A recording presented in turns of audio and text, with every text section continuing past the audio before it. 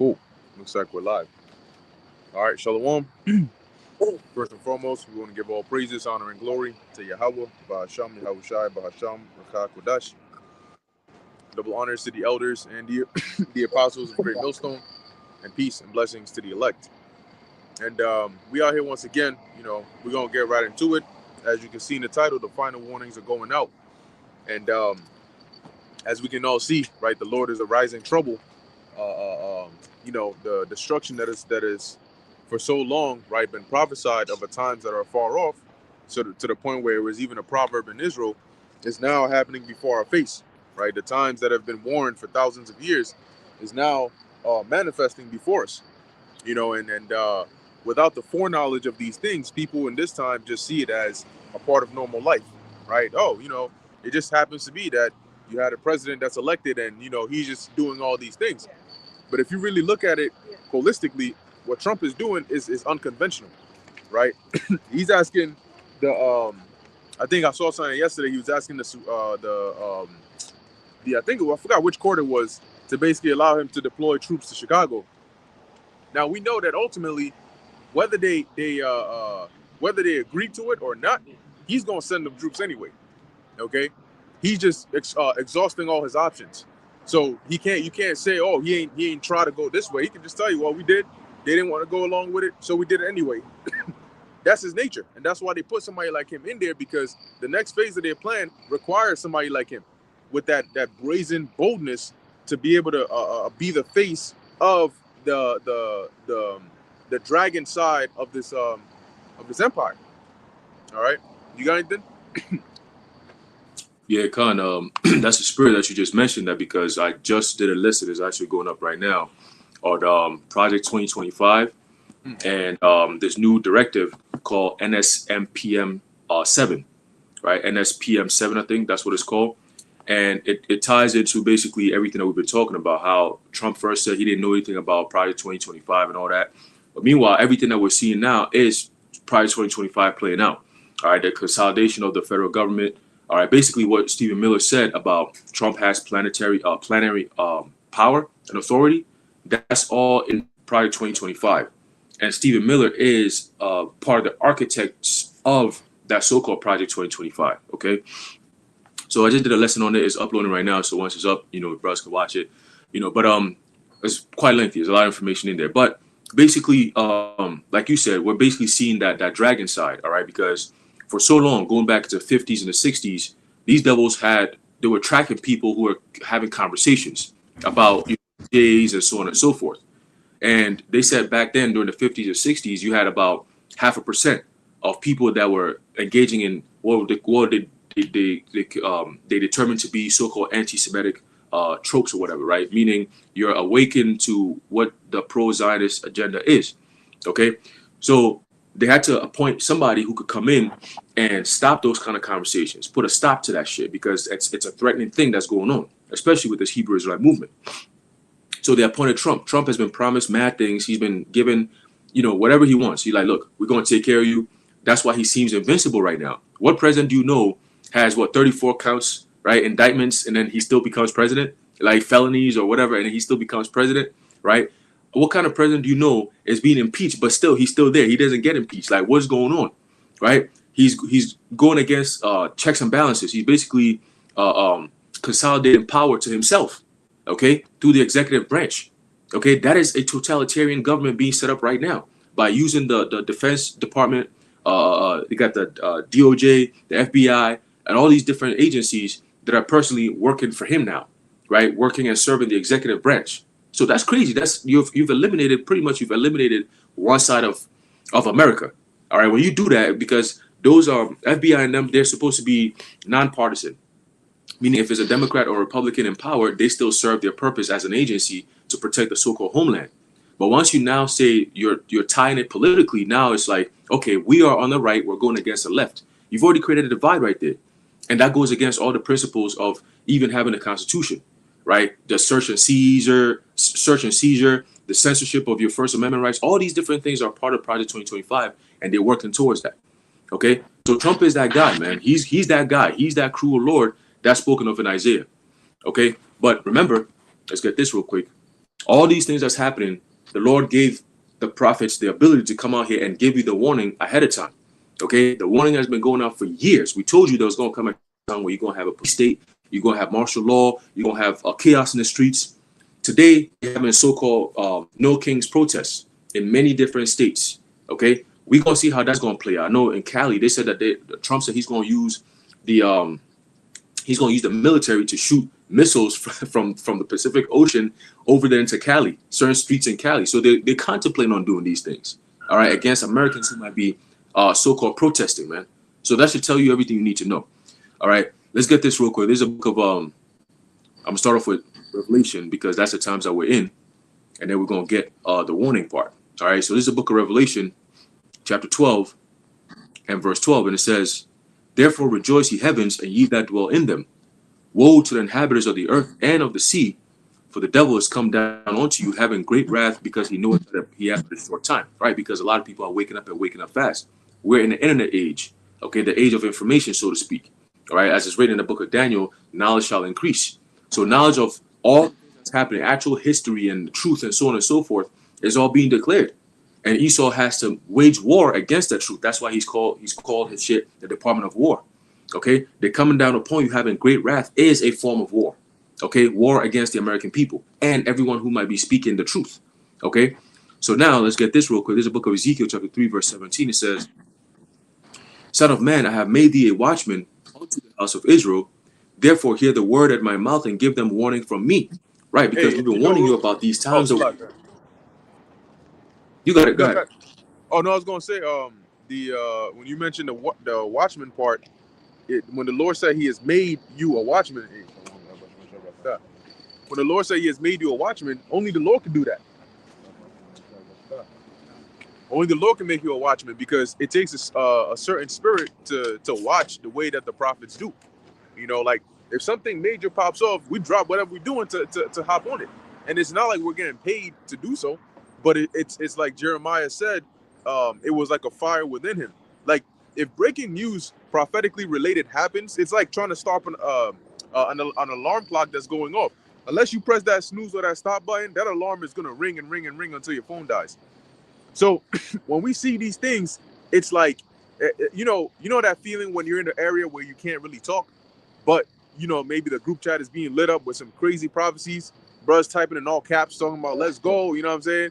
Oh, it's happening right now. You're like, oh my God, what's happening? I'm in a meeting right now. You talk, what's happening? And then they post some articles, or maybe you see something, maybe you're at work, and then all of a sudden you hear, they do a work meeting and they talk about with this whole AI push, now within the next month or two, they're gonna start introducing the biometrics, and now you gotta, people can opt in for the CHIP and all that. If you hear something like that, instantly you're gonna want to make it public. The spirit is gonna be on you to like, when can I get out of this call so I can go and alert the sheep? When can I get out of this call so I go and do a lesson on it?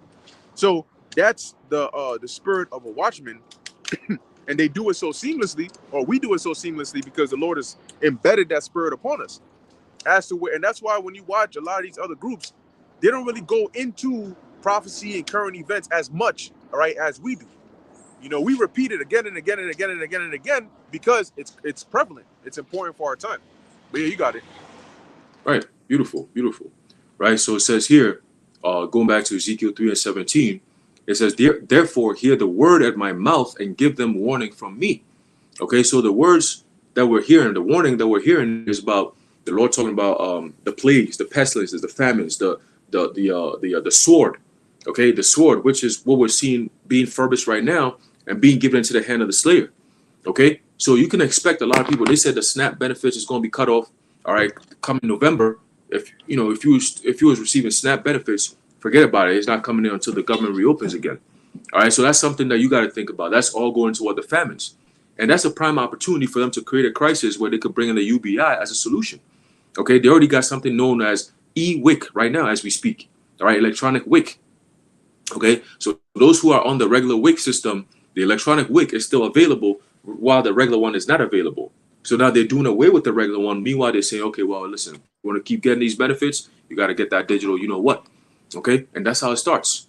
Okay, they're gonna get you through the food, through the medical, all right, through the ability to get some type of shelter. All right, all these different things, homelessness and all this stuff is all going to play a role in this shit. It's all a poly crisis. Okay, a poly crisis. All right, so continue verse 18. It says, "When I say unto the wicked, thou shalt surely die, and thou givest him not warning," like these other camps, these other groups, IUIC, ISUPK, and all these camps, they're not giving you warning. Like the brother said, they're not going into the prophecies because the prophecies right now is all screaming evil, man. It's all evil. If you're an Israelite, you should see what DJ Trump, Nero 47, you see what he's doing. All right, the kind of rhetoric and the tone that they have. Hey, you should be alarmed and ready to go. You should be armed to the teeth, ready to go because they're getting armed. You see what they're doing. Okay, they're not investing in the economy. What's that? That's spiritually. Spiritually, yeah, spiritual, of course. Because you can't really defeat them carnally. If we say get ready and you out here thinking, oh, I'm gonna go get some guns and shit, they're gonna blow you away so fast. It's like they're gonna tap into Esau's blessing. It's like that tap into Esau's blessing. They gonna tap into the devil's blessings. How you gonna do that?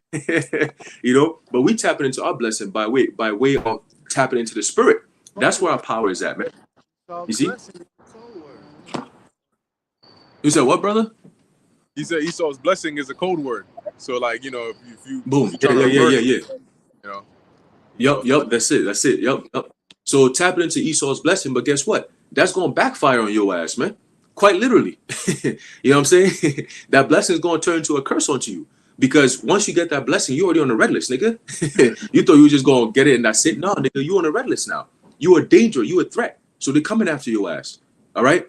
So continuing, it says, thou shalt surely die, and it says, thou shalt surely die, and thou givest him warning not warning, nor speakest to warn wicked his wicked way, to save his life. The same wicked man shall die in his iniquity, but his blood will I require at thine hand. So a lot of you ISUPK dudes, IUIC dudes, you're not warning the sheep. They're going to pass away. They're going to die. They're going to be led to that slaughter. Okay, you're not telling them what the MOTB is, right? You're not telling them about Jacob's trouble. You got one group that says Jacob's trouble is never going to happen, right? That's not going to happen. You got another group that says Jacob's trouble is gay. So you got two groups that are not really warning you about the actual times that the prophets have been warning for all this time. It says a time like never before. You got one group saying, oh, it's never going to happen. Another one says, oh, that's gay. What the fuck? You see? So the people who listen to that, what do you think is going to happen to them, man? Death. All right, they're the ones that are being led to the slaughter. That's why the Lord set up these false prophets to lead you to that slaughter, to fulfill that prophecy. Okay, and those who listen to the prophets of the Lord, they're going to deliver from that kind of troubles, man.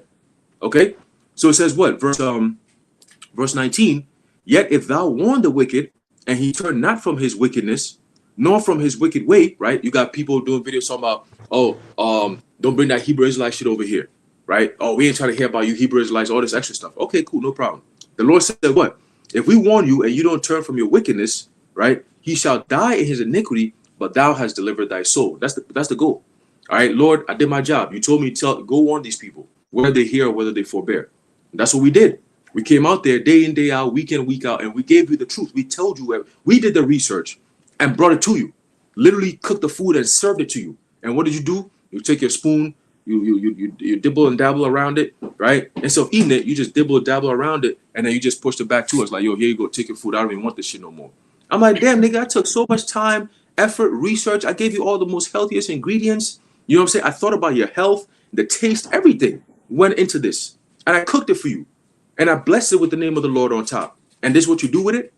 So what do you think is going to happen? When the real famine comes, what's going to happen? The Lord says, nah, don't even give them that food because now they want it. Fuck that shit. I'm not giving them that shit.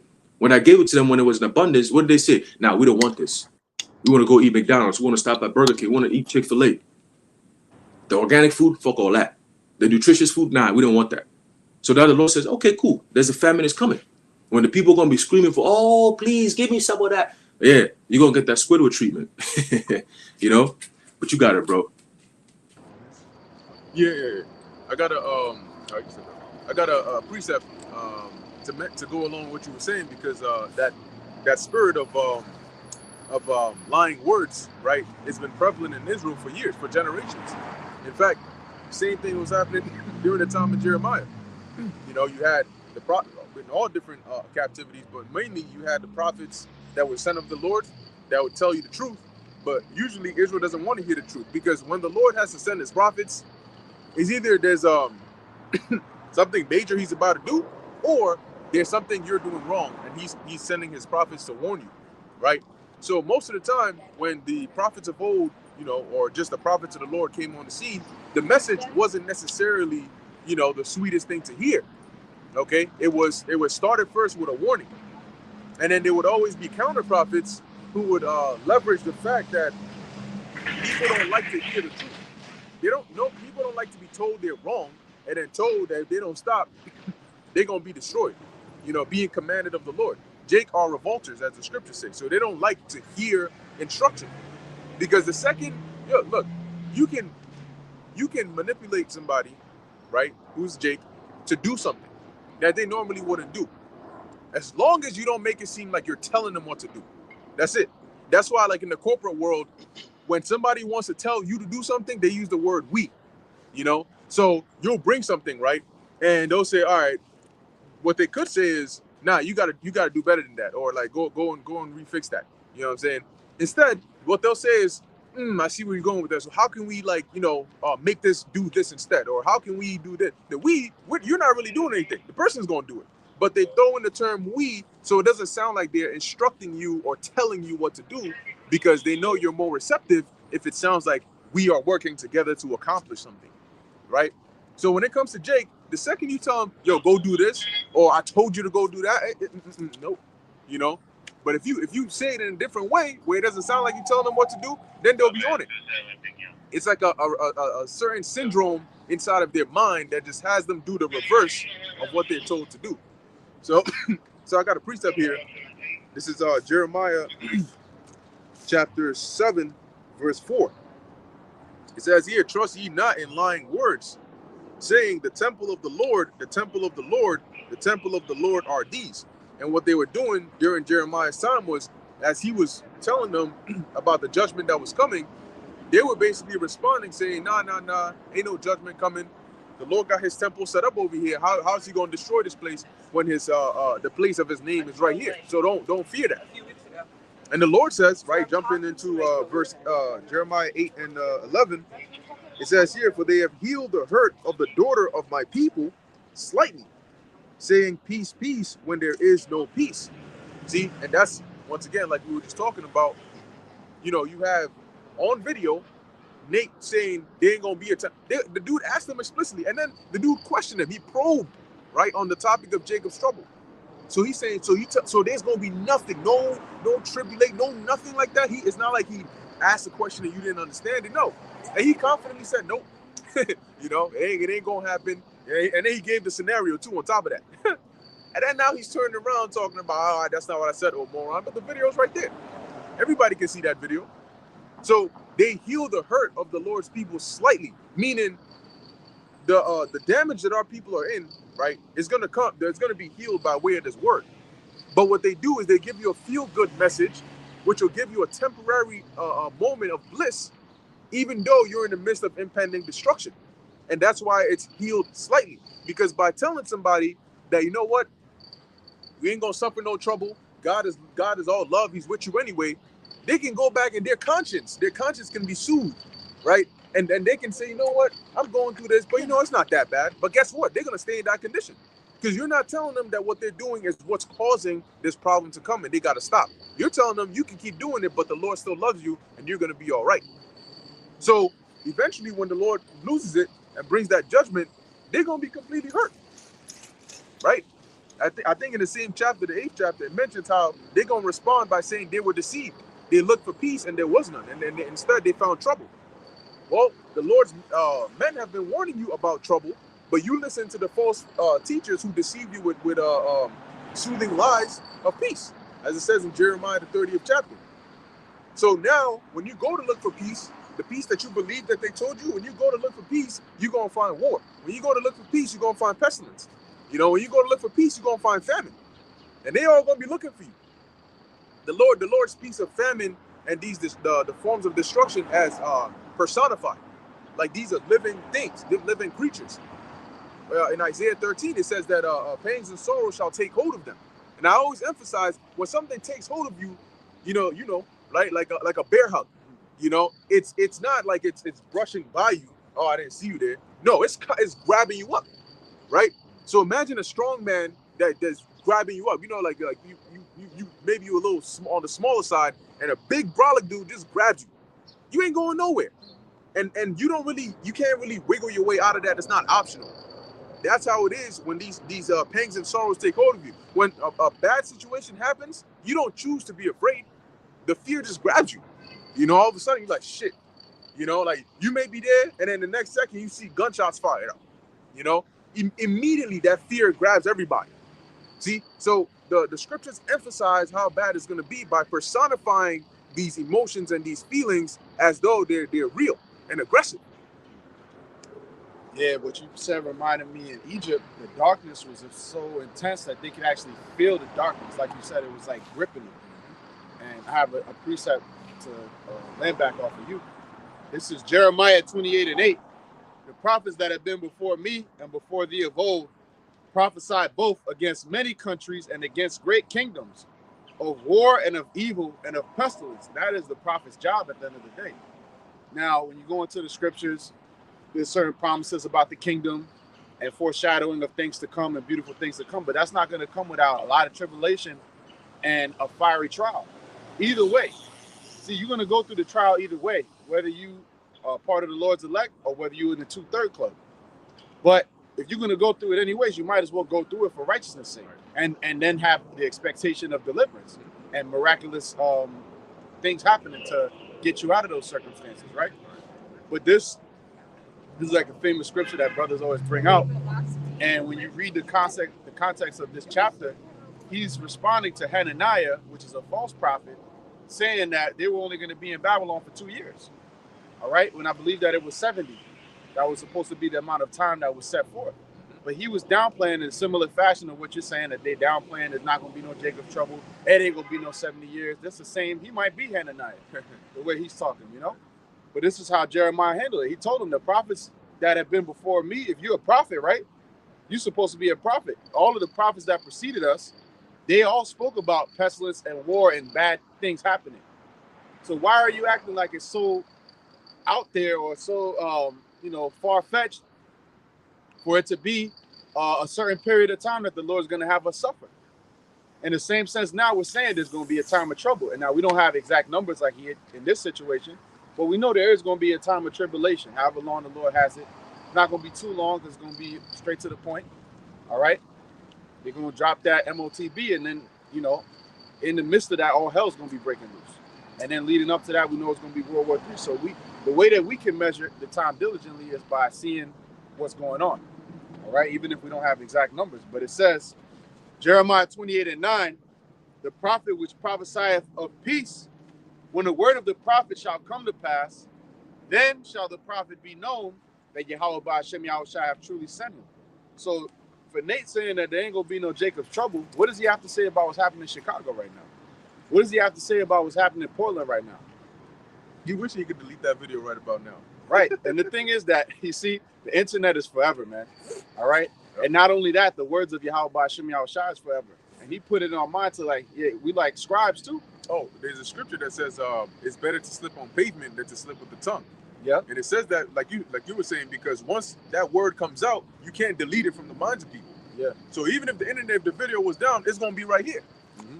You can apologize, but we still gonna remember. And you never apologize. When does he ever apologize for something he said? You know. So, hey, if you pop up with a video of him apologizing, then hey, I'm proven wrong. But for the most part, he's a proud individual. You don't see him apologizing when he goes off, when he gets corrected by the real prophets of the Lord, man. Because he's not a real prophet of the Lord, man. How he operates is not of that of a prophet of Yahweh Ba'ashem Yahushua. And even somebody that's in the world, that's not even in the truth, was able to confound him. You see? And if you really had the truth, you wouldn't have to debate anyways. See, a debate is on the insinuation that, well, you can maybe convince me on other contrary to what I believe now. So if we have the truth, then what would be a purpose of us debating at all? We don't have to debate. We know we have the truth. There is no convincing us otherwise of what we already know. Because if it's the truth, there's nothing contrary to it. Nothing can come against it. So what's the purpose of a debate? It's a waste of time. But the reason these guys go and debate is because they want attention. It brings them money. All right. And ultimately, they don't have the truth. And that's why somebody could come up and make a fool out of him like that. All right. Just like Jeremiah made a fool out of Hananiah. All right. And I'm going to read a few more verses down just to show you what happened to him. Then Hananiah, the prophet, took the yoke from off the prophet Jeremiah's neck and break it. Yeah, he thought he was doing something. He thought he was doing something spectacular. Give me that yoke. I'm going to take it off. You're wrong, Jeremiah, right? And Hananiah spake in the presence of all the people, saying, thus saith the Lord, even so will I break the yoke of Nebuchadnezzar, the king of Babylon, from the neck of all nations. So just because somebody says, thus saith the Lord, or just somebody says that they're mentioning, he was speaking in the name of the Lord too. But he was wrong, all right? So he wasn't truly in the name of the Lord. It was all surface level. So just because somebody speaks and they say that they're a man of the Lord, or they're speaking on behalf of the Lord, doesn't mean that they are. What's going to define that is time. That's why Jeremiah said, the prophet that prophesies of peace, when it comes to pass, then will be known if he's a prophet or not. Yeah, Moses said that too. That's it. Yep. And it says, king of Babylon, from the neck of all nations within the space of 2 full years. And the prophet Jeremiah went his way. So he was basically saying that the Babylonian Empire was going to go down in 2 years.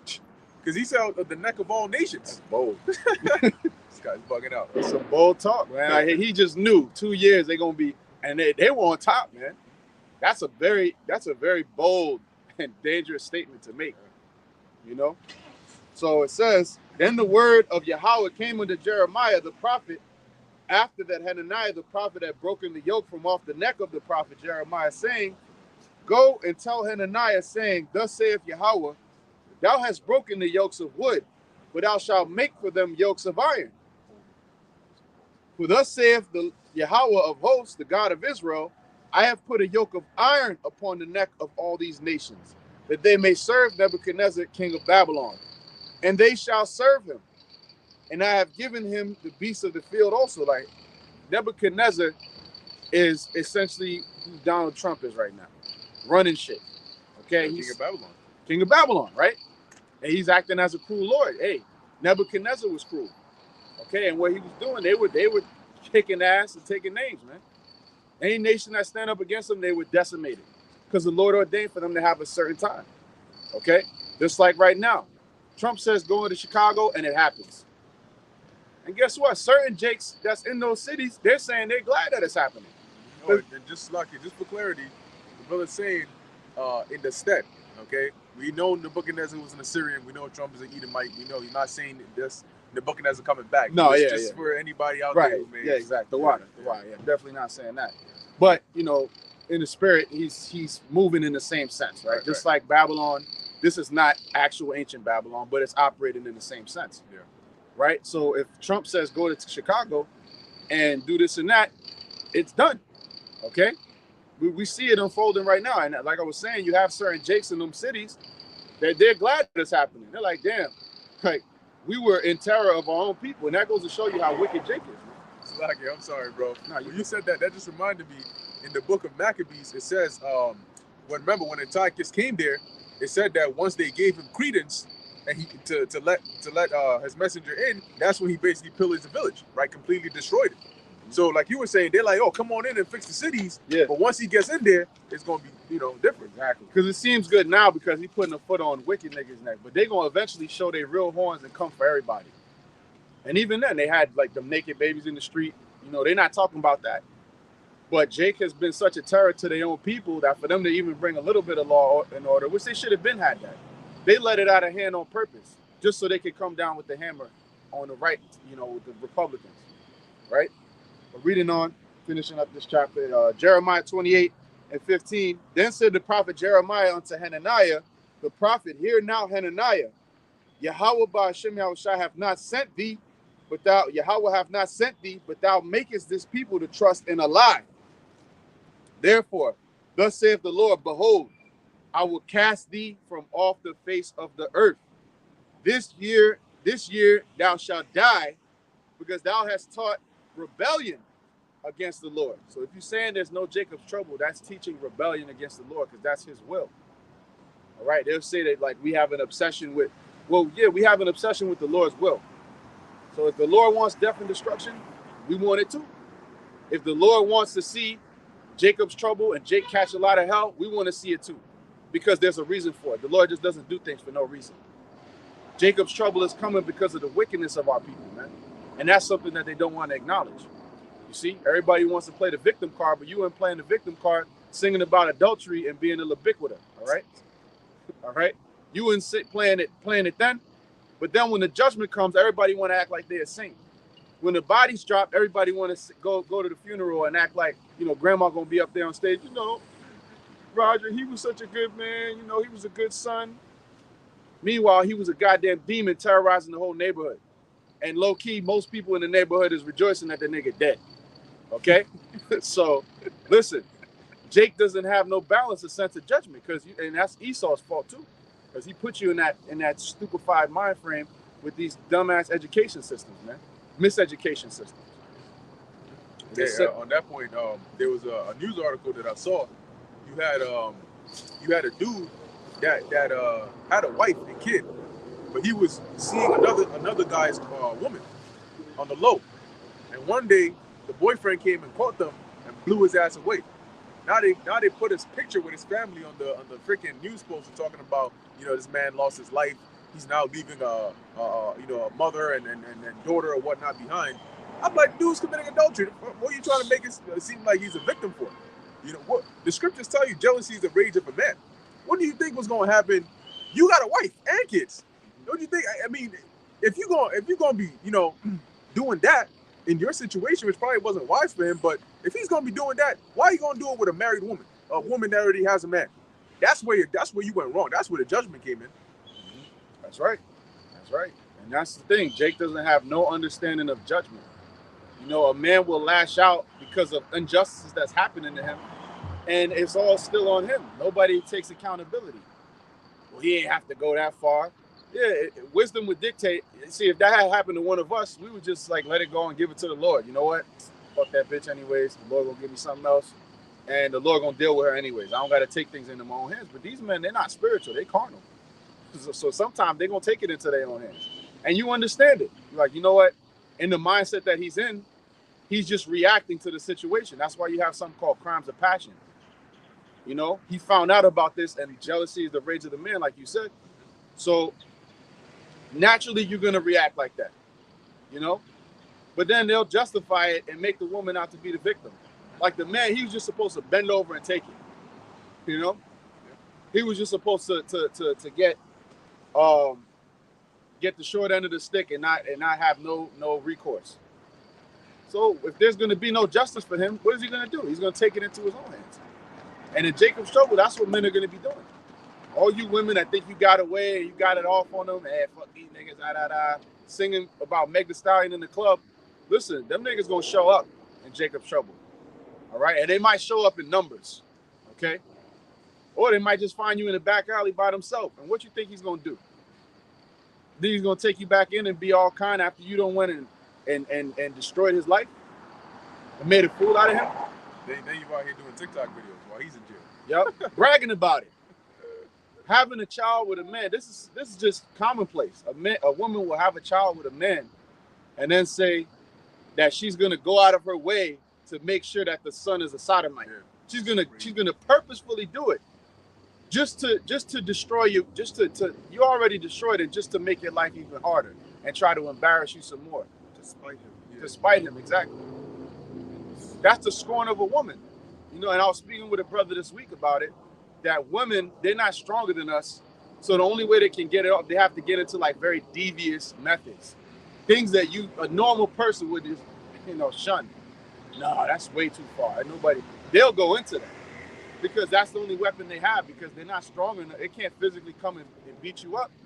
They're the lesser vessel. So what do? They team up with Esau. They team up with the sisterhood of the traveling pants. Okay. And they go ahead and get into all types of wickedness of how to get you back, get their lick back. And they'll crash out. They'll destroy their whole family, their whole children. Children will die. Grandmothers will cry. Okay? In order for them to get a little lick back. That's an ultra level of petty. But I'm going to read this last verse and give it to the next one. This is Jeremiah 28 and Yeah, 17. but actually, no. Since you said that, that's why the Mosai set up the order in which he did. What Esau did, and the reason why it says that women rule over them, is because he really, if you look at what Esau did, it's not like he could just easily put women on a pedestal. He had to lower the men. That's why he did what he did during slavery. That's why he promotes the image of men that he does today. If you notice, the trend has been going from less masculine energy to more of a feminist in the main lead role, and the man is playing support. You know, the man is like scared of his wife. You know, like she's dictating shit. Oh, you don't want to. Movie show that. Yeah, movies show that. Oh, you don't want to make her mad. You know, she gets mad and everybody's like, "Oh my gosh, no, please, you know, my wife is mad." But it's not like in the reverse. You don't really see that. Now she's taking the lead role. What's that chick in Marvel? The Captain Marvel. Captain Marvel, that's the chick, right? Yeah. What the fuck? If any of you told anybody the name Captain Marvel, they're not expecting to see a woman. Actually, it's really a dude, but it can go vice versa. Actually, even the TV show The Boys, a couple of characters in there are actually supposed to be dudes. Like Stormfront, I don't know how much you watch. Stormfront is actually a dude in the comics, and the chick that pops everybody's head, Victoria Newman, in the comics, that's actually a dude. But that's what they do. And you know what? That actually goes back to witchcraft.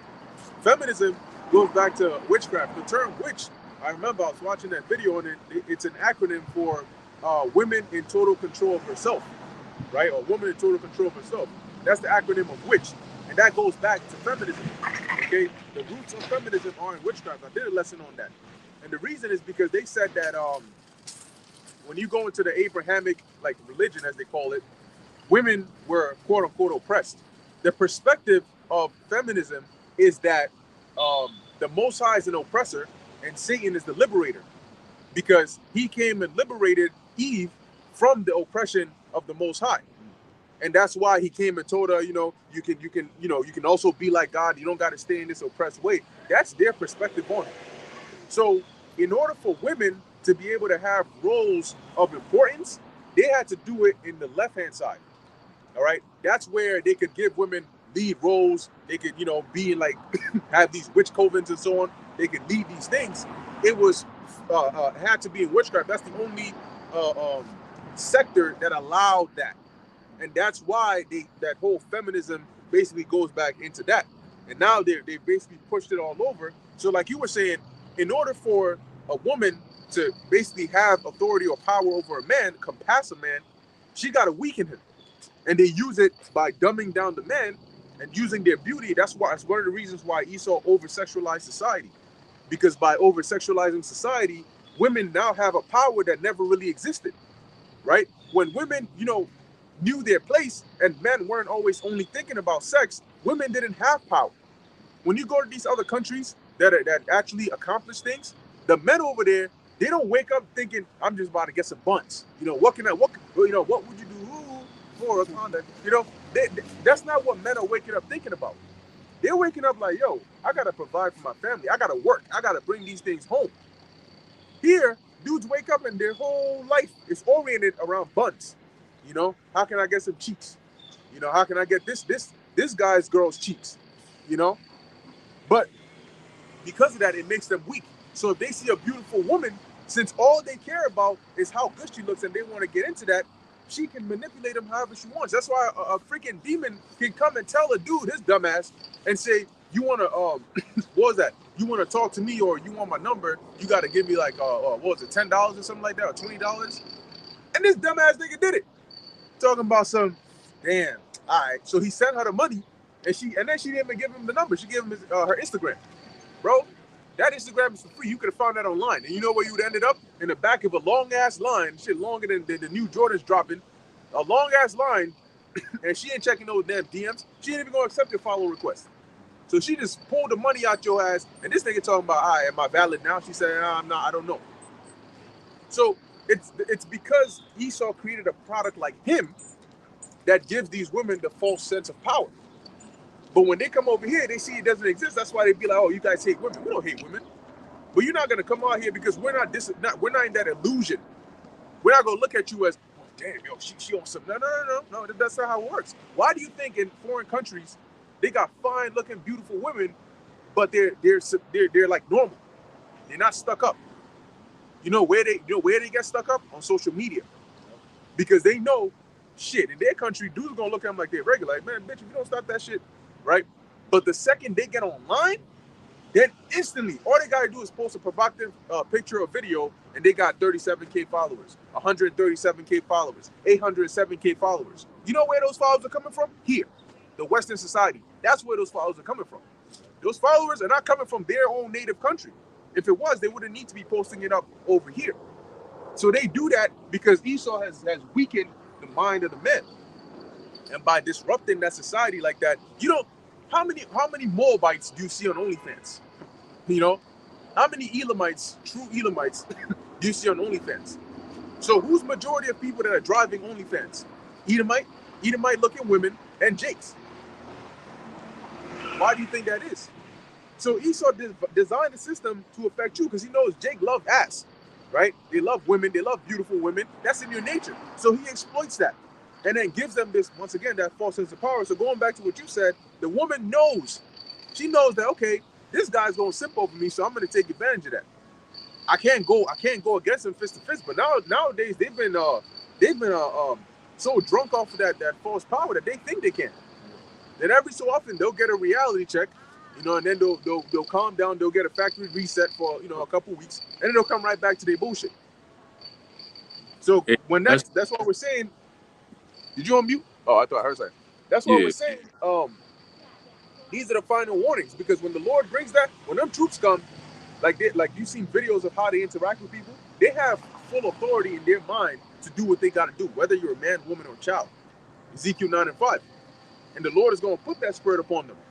So you're gonna try your you know, it's like a dude going with a gun with no bullets in it, you know, acting tough, and he's pulling the trigger and nothing is coming forth. That's how these women are gonna look.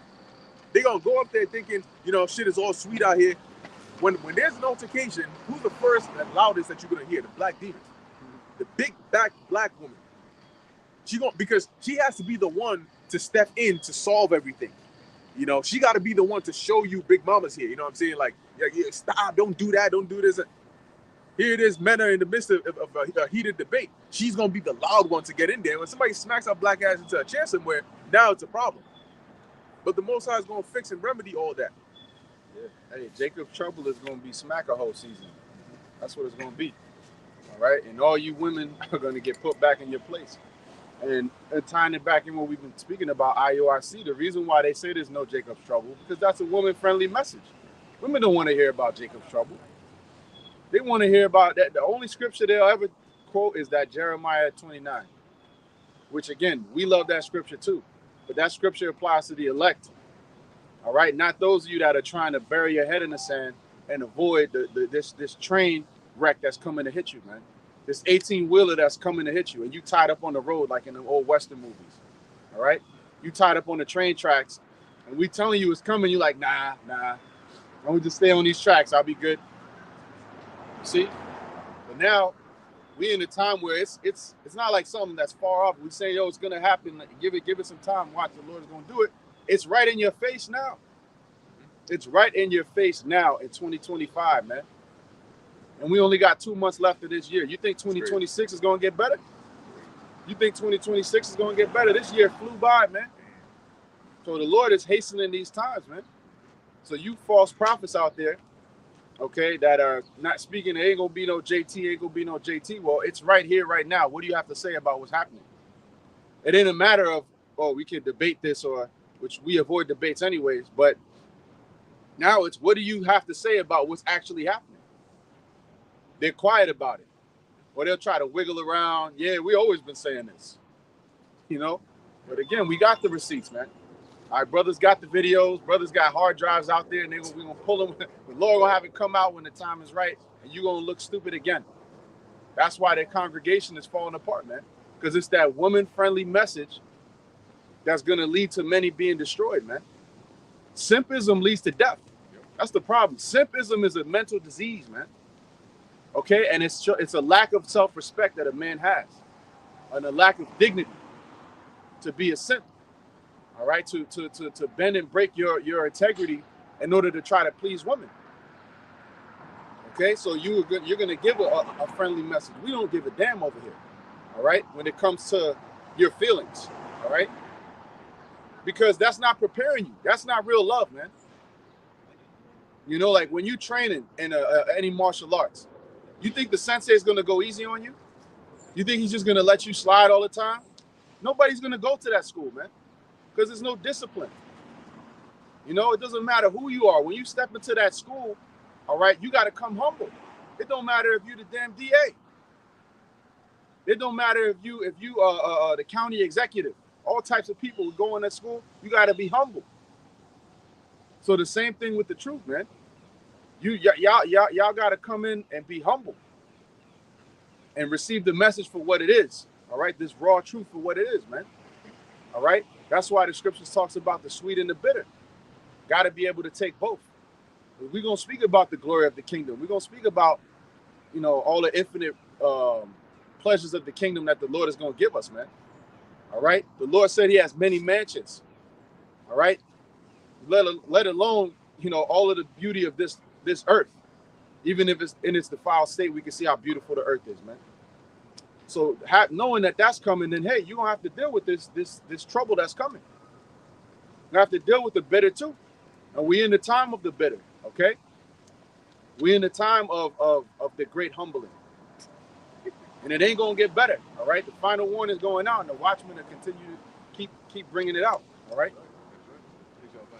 Yeah, I just wanted to add back to what you were saying with, you know, women being exalted.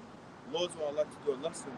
That's what I was talking to you about. Is when you go into those aid programs back in the days, get the man out the house. One of the things that happened back then is it was very hard for the Israelite man to get a job. So when you had those programs where, hey, we'll give aid to the woman, but you can't have a man in the house, those things would lead to eventually, because yeah, social media and things like that are a factor of why women look down upon men. But another factor of that is also that get the man out the house program. Because once you get the man out the house, you're mentally telling the person that, hey, you don't need him. The government will supply you with need. The government will supply you with aid. And then back, like I'm saying, back then, it was very hard for the Israelite man, the black man, to get a job. So if he's struggling to get a job, normal things happen, or normal circumstances happen between people where eventually an argument, something will happen, because maybe he will want to come back around his kids like, yo, you know, I'm really trying, I'm really thinking. And eventually maybe an argument happens. It's like, man, you ain't shit. You ain't doing nothing. I don't need you. That argument happens, and then what? It leads to looking down upon you. Because like you ain't doing nothing, you're not being a man. I believe in, I think it's Sirach, where it says if a woman maintain a husband, she gets angry. So here that she feels like, yo, I'm the leader and protector of the house because I'm the one that's supplying everything. I'm the one that's doing everything. That's why you have a lot of football players, right? Or just sports players in general, but I pay attention more to football.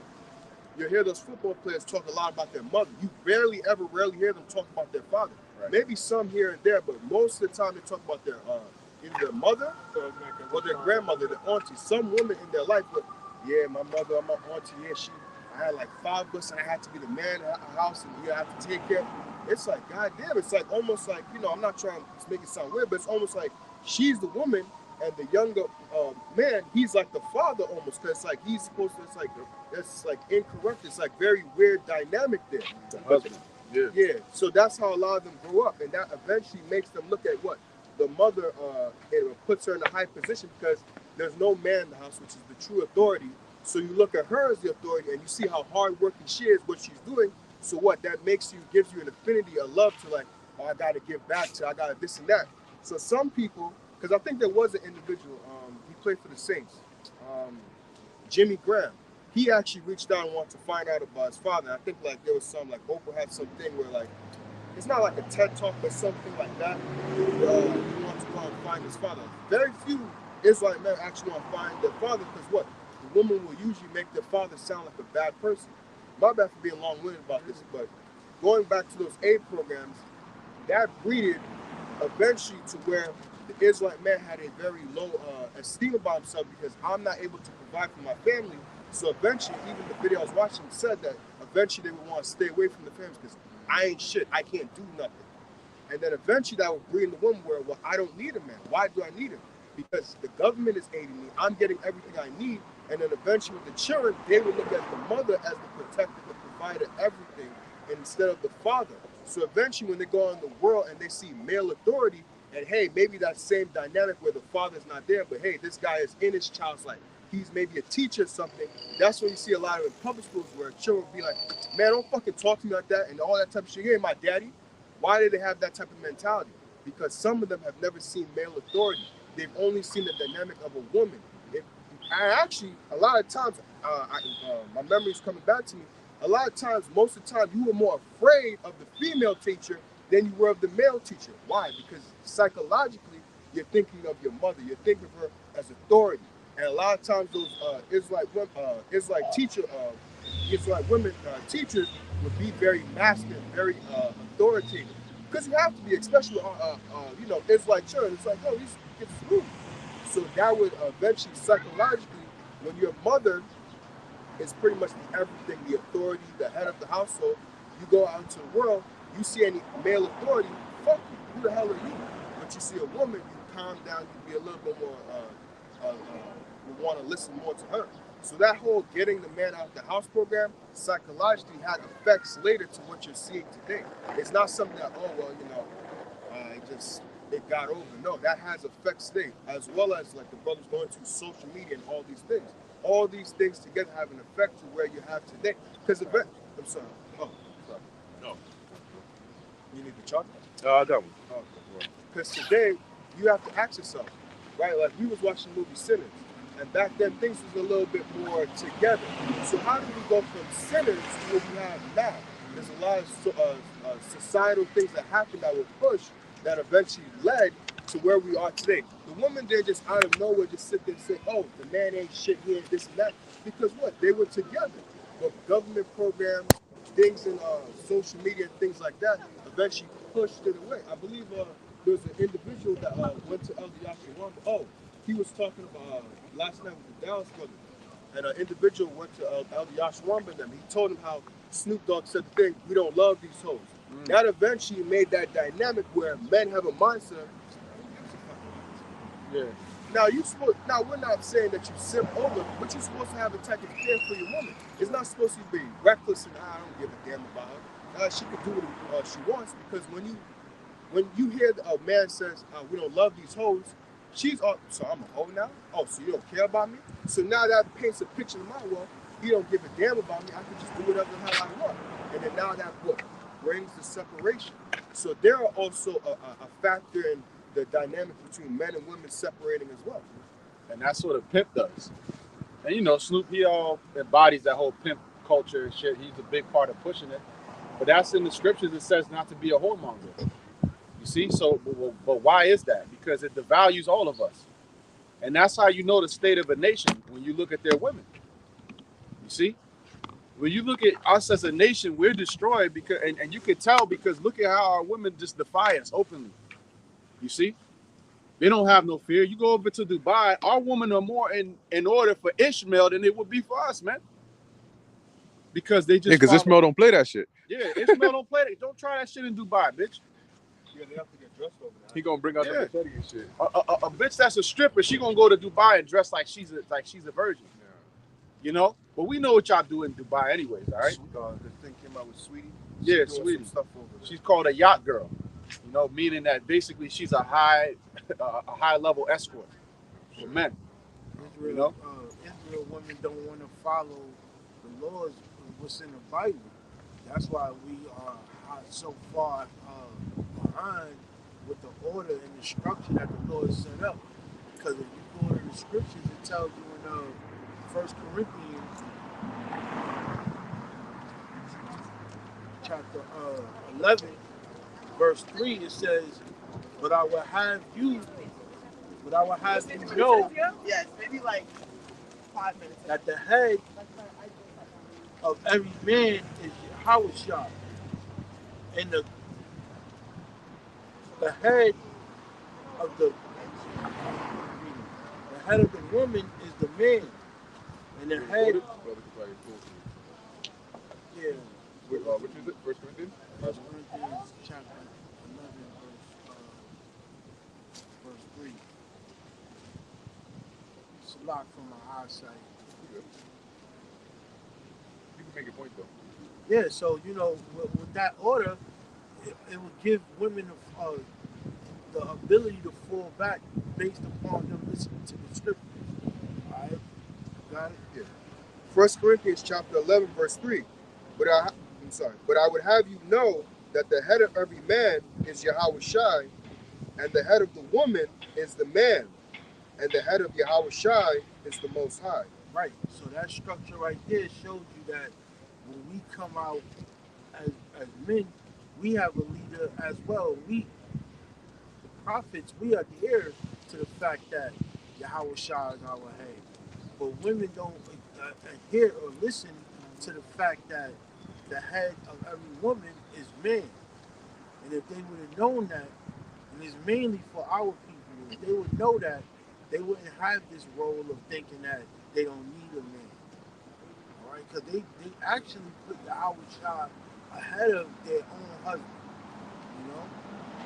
And I'm in a household that I have. Well, they put Jesus.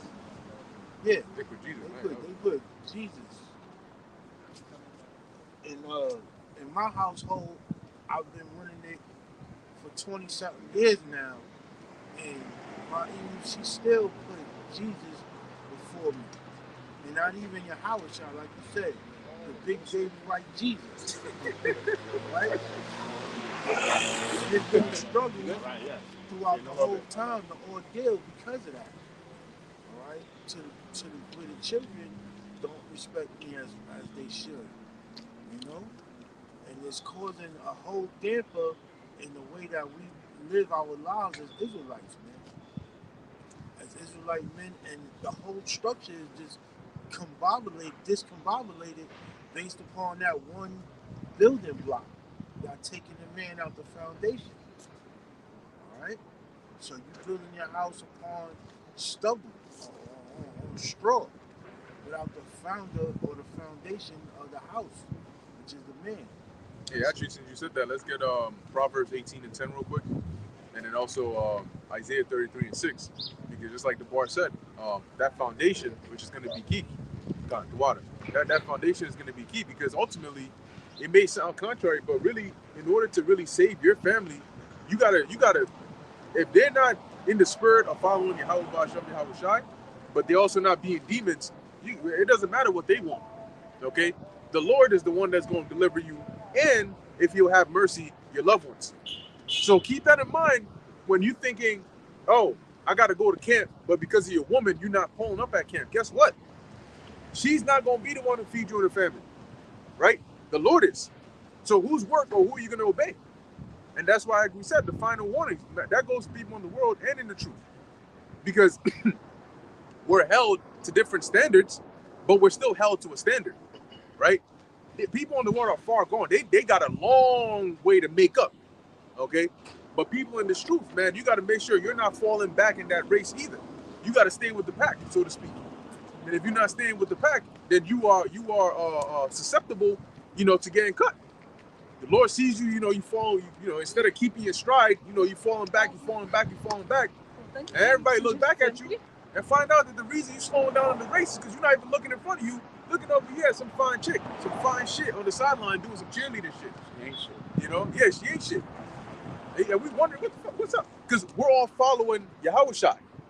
And here it is, you slowing down because you running this way and you looking over here. What's gonna happen when you do that? You're gonna lose your sense of direction and you're gonna run into a pole or you're gonna run off the track, and at that point you're disqualified. They used to show at movies when a dude sees something. Actually, I forgot what movie it was.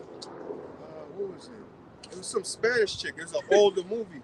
But like dudes was in the cars, and when they saw it pass by, it was like, and they were like, God damn. Can't be stupid. Yeah, because it like overrides their senses. And you know what? That stems from a lack of discipline. Yeah. Right? Because if you really think about it, in that moment, people don't think. You know what I'm saying? When they see fine shit, they stop thinking. And that's when everything goes downhill. If you were to keep thinking, even when you see fine shit, that's when you can stand back and say, you're talking BS. I don't care how fine you look. Get the hell out of here. Or you say, well, who am I going to look at? The fine shit on the right or Yahweh Shai in the front? Let me actually think for a second. Okay, what do I actually gain from looking at fine shit on the right? If you are in this race, think about this scenario. You're actually running on the track. She's not on the track.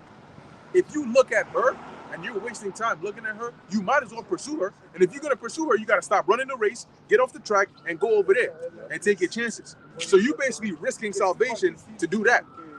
Or are you going to just ignore that, knowing that, well, if I'm not going to go all the way with it, why not just focus on Yahushua over here and now risk my salvation?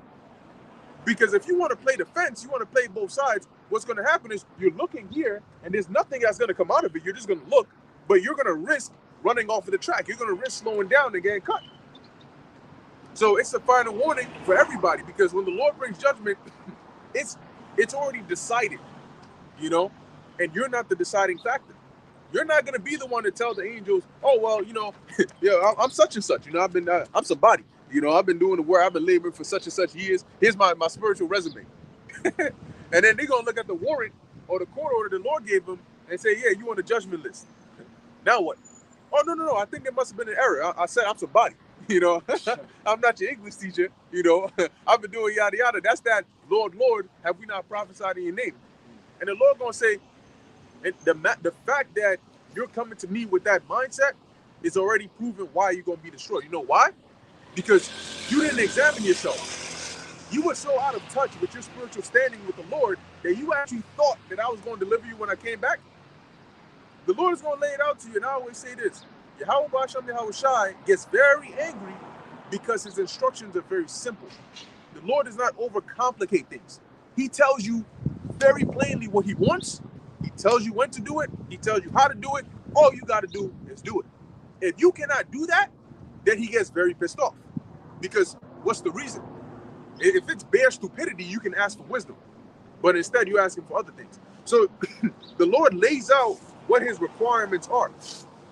Now, if you don't follow those, and you're not examining yourself to see, are you constantly following those or evaluating yourself, it's gonna be to your surprise, you're getting destroyed. And you're gonna wonder why. And he's gonna tell you the fact that you didn't even know why you're getting destroyed is the very reason why you're getting destroyed, because you weren't examining yourself. If you were examining yourself, you would have caught all these things and fixed it without getting to this point. But if you come in here thinking I'm about to deliver you and I'm here to destroy you, you're doing something wrong. So that final warning goes for all of us, because the judgment is going to begin at the house of the Most High. You got it? Yeah. One quick thing I want to say, add to you. Hey, if you follow Yahweh Shai, all them women going to want you anyways when the time comes, man. All them women going to be clamoring to get with the men of the Lord. So by following them, you're devaluing yourself. You know, you got to think of it like that, man. You're devaluing yourself, man. Whereas following Yahweh Shai, you're going to be pure gold and you're going to be the value anyways.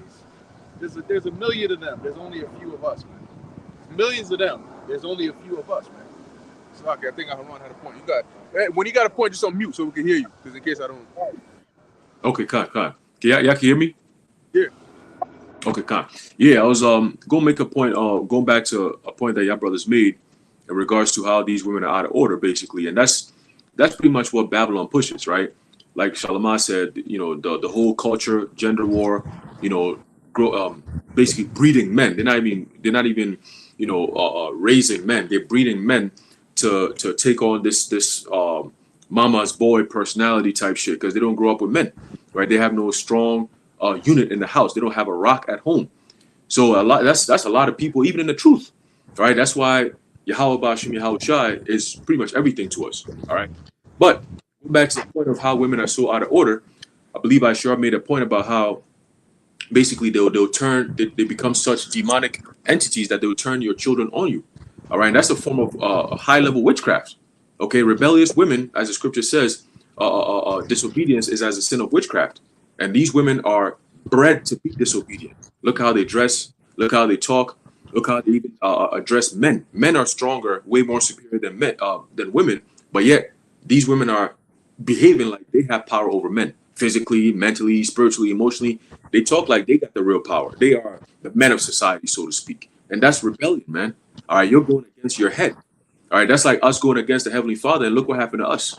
Okay, so you women are going to fall through the same punishment as is written in the book of I believe Micah. Okay, she that is my enemy shall see it. Right, ultimately, your result, the result of your actions is going to be nobody wants you when you want to be wanted.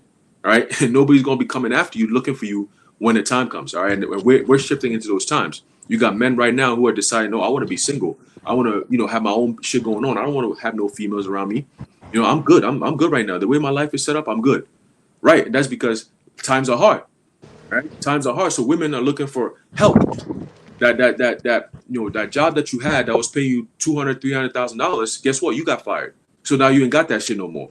Okay. The home that you're living in, that you want to live large, you want to go live in Miami somewhere, or have this house in the Hamptons and all these stupid shit that these females fantasize about. Guess what? That shit is no longer. You can't even upkeep that. The little nice fancy little BMW that you be driving and flexing on niggas, making it seem like you rich and you some bad shit. Guess what? That shit is about to be repoed now. Okay. So now what? Now what? What are you gonna do? Where are you gonna go? You're gonna go back to the same niggas that you was talking shit about, right? When social media is taken away from you, which is your power source, what are you gonna do then? Okay, and like Bakar, you were saying, this is a thing that's is spreading throughout the whole entire world. A lot of these women, you go into these different countries, they're humble, but the moment social media gets to them, they think that they're the hottest shit in the world, because most of them look way better than the chicks over here, but they don't act anything like these chicks over here until some of them get here, or the influence of the chicks over here gets to them. Okay, having a cousin down in Ghana, he was telling me that shit. He was like, "Yo, man, them girls over here, this generation is different, bro." I said, "What?" He's like, "Bro, social media got these girls going crazy. The shit that they wear, the kind of vibe they got. Like, if you don't got money and you're not about to spend on them, they're not giving you no time of the day." I said, "Oh shit, that's like over here in America." All right, and it reminded me of Revelation 17:1. It says, "And there came one of the seven angels which had the seven vials, and talked with me, saying unto me, Come hither, and I will shew unto thee the judgment of the great whore that sitteth upon many waters." Right? Meaning they have power over the whole entire planet. All right, through their influence, whether it be politically, whether it be religiously, or whether it be militarily, all right, or financially, whatever the case may be. America has a stronghold upon the minds of the people of this earth. Okay. My name is Nefabah, and Shekai means God in Hebrew. That's it. I'm running with them, but next time I got time, I'm gonna catch up with y'all. All right, no See doubt, you, brother. Good seeing y'all. Likewise, man. Verse 2, it says, Revelation 17 and verse 2, it says, "With whom the kings of the earth have committed fornication, and the inhabitants of the earth have been made drunk with the wine of her fornication." Okay, so that whole women's lib vibration started from here. Didn't it start from here? Right? And it spread to these different countries. That whole concept of women being equal to men, it started from here. When you go to the East, they have their order. They know what is expected. That's why, like before you were saying, men are not feeding for pussy over there. They're not feeding for buns. They don't wake up with buns on their head because they're surrounded by buns. How the fuck? It's an abundance. It's a buns dense mindset. And the buns is abundant. It's falling out their pocket. It's falling out their pocket. They got pussy falling out their pocket left and right. So they are feeding for that. You're not gonna sound like General Hyman talking about if you want pussy, you come over here to ISUPK, licking his lips, looking crazy as fuck. I'm like, yo, dude, looking mad crazy, bro. But this is what they're pushing, right? They're not saying, oh, if you want to learn the truth and know the prophecies and be ready for what's coming, they say if you want pussy, come over here. Listen to the shit they're teaching. All right. And you got niggas following after this dumbass shit. It's crazy, man. All right. It says verse 3. "So he carried me away in the spirit into the wilderness, and I saw a woman sit upon a scarlet colored beast." Again, the woman, "full of names of blasphemy, having 7 heads and 10 horns.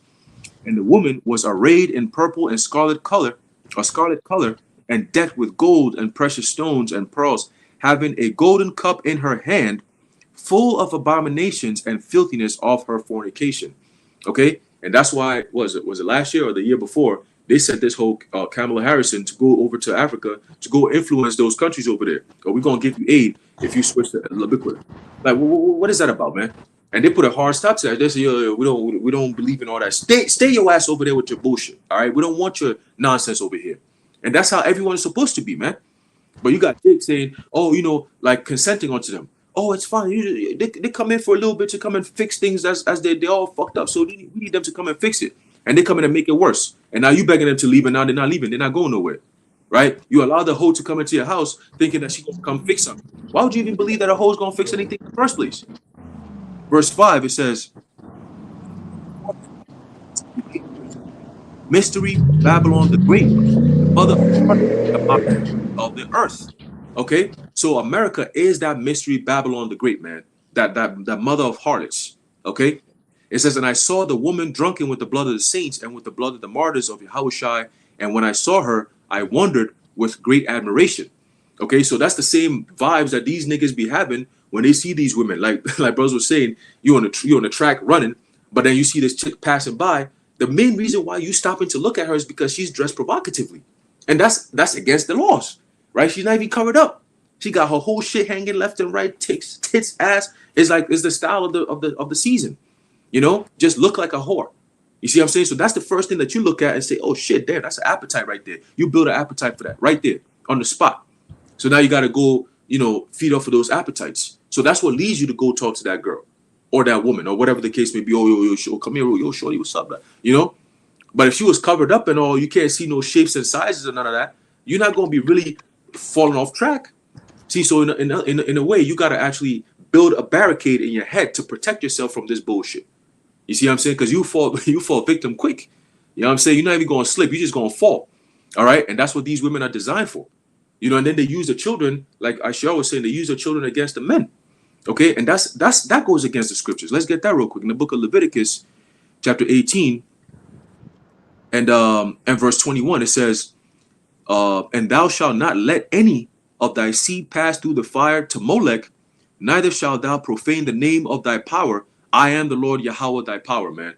So when you got these women pushing their children to be doing this Leviticus shit, that's likened onto passing your children through the fire to sacrifice unto Molech.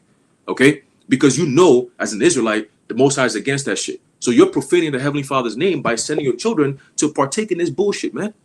And the Clinton Foundation, they actually had something called something, but it was Molech. It literally had Molech in it. And it was about these child sacrificing Pizzagate bullshit. It was all about that. They literally named it after the deity Molech. Can you believe that? But yet you don't see that this is all Babylon the Great, huh? When your politicians and your people who are in high positions all have to be sworn in to be Masonic and engage in all this satanic behavior, man. The rulers of your society are all Satanists. All of them. Not one is exempt. Okay, it's a big club and you ain't in it. All right, they go through these initiation processes. Okay, they pledge oaths to deities, ancient gods and goddesses. Man, this is what they do.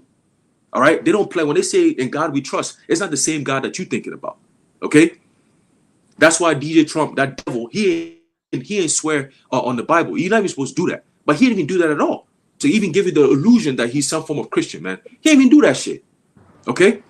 And you got Jake talking about, oh, it's good that he's coming into our cities to keep our city safe. You niggas is through, man. All right? And that judgment is coming. The final warning is going out. And that's it. After this, it's over with. Okay? You got it, bros. What do we have? Proverbs 18:10. The name of Yahweh Ba'ashem Yahushai is a strong tower. Right. The name of the Lord is a strong tower. Go ahead. The righteous runneth into it and is safe. There's a reason why they made a point to mention the righteous runneth into it. Because the wicked ain't running into the name of the Lord. One, they ain't gonna call on the name of the Lord unless they're desperate. All right, but you know, desperation is a drug. It's a drug, and it'll get you to do things you never thought you'd do. One example is what King David said. He said he beat the heathen so bad they called on everybody, even onto the Most High. How you gonna call on the God of your enemy that's messing you up? That's how bad they getting messed up to where they called upon Yahweh and the Most High didn't answer them. So King David continued to beat their ass, right? So here, when it says here, the righteous runneth into it and is safe, what that looks like when it manifests is when there's a famine, as the scriptures say, at famine thou shalt laugh. So when people are starving, dropping pounds, the men of the Lord, they're gonna be, they're gonna be fit, like Daniel. All right. But you're gonna have big backs turn to little backs in the span of weeks if they don't die before. Because a lot of people's bodies and minds are gonna go into shock because they're not used to that kind of life. It's like when you first come into the truth, or you hear about the Day of Atonement, and you're like, oh shit, and you do your first fast, you're like, oh damn, I didn't even know I could do that. That's crazy, right? But as it says, the righteous runneth into it and are safe. So one, you got to have the name of the Lord, but two, the Lord got to open up that safe for you. So destruction comes, you call upon the name of the Lord, and somehow you're delivered. It's like they're showing them cartoons. Dude runs outside, danger comes, he runs back inside, and they can't touch him. Then he'll go back out later, then danger comes again, then he runs back inside and they can't touch him. That's what it's going to be like whenever we call upon the name of the Lord. It's like we're entering a strong tower that nothing can get through. There's a wild animal coming, you call upon the name of the Lord, all of a sudden it gets tamed. You know? These are the the miracles the Lord is going to do on the behalf of his elect.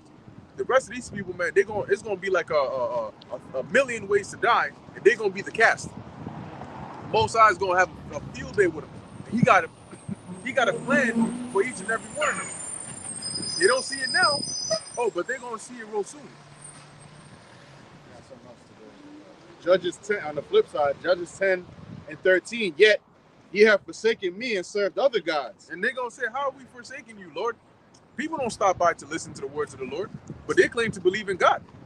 I never met God believers that care so less about the Most High, right? But as it says, read that again. Wherefore, I will deliver you no more. Because for generations, Israel forsook the Lord, but the Lord still ended up delivering them, right? But the Lord said he ain't going to deliver you no more. Go ahead. Yet ye have forsaken me and served other gods. Wherefore I will deliver you no more. So as a result, the Most High ain't going to deliver you no more. It doesn't matter what you say and how much you cry out to him. He's not going to deliver you. You're about to live your worst nightmare. And it's about to come very, very, very soon. And these people are completely unprepared, man. And the thing is, they don't care.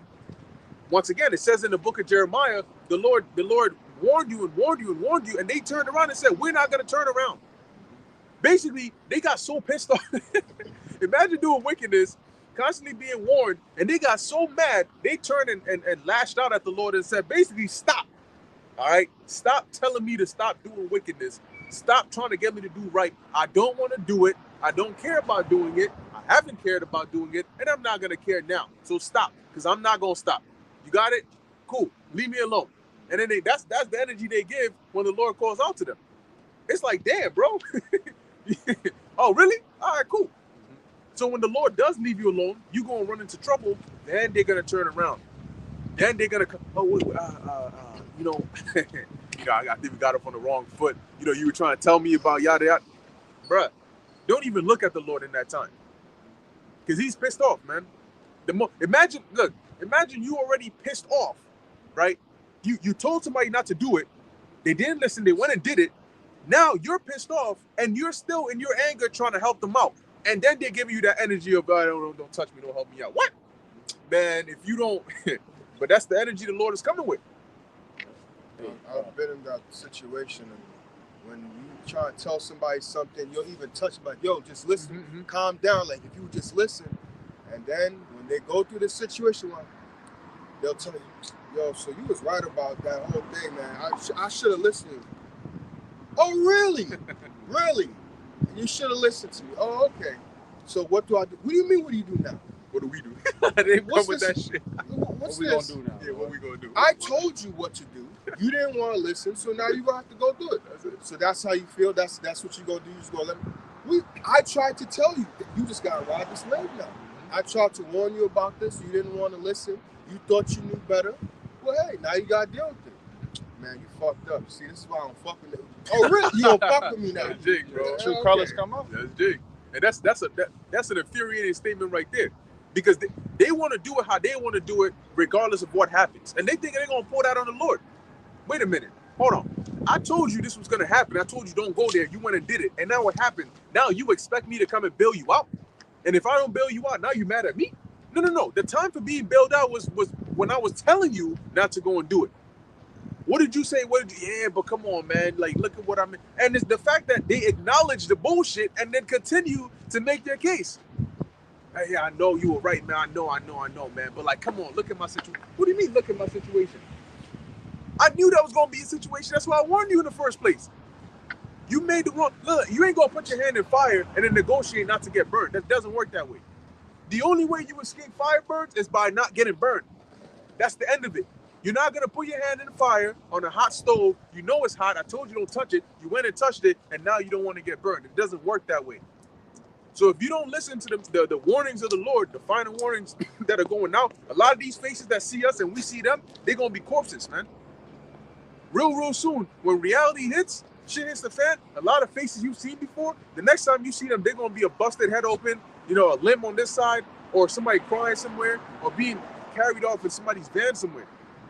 Shit is about to get real out here, man, and people have zero experience. They have no self-awareness. People just walk around like life is all sweet. When your life is being threatened, you're gonna realize that life is not all sweet.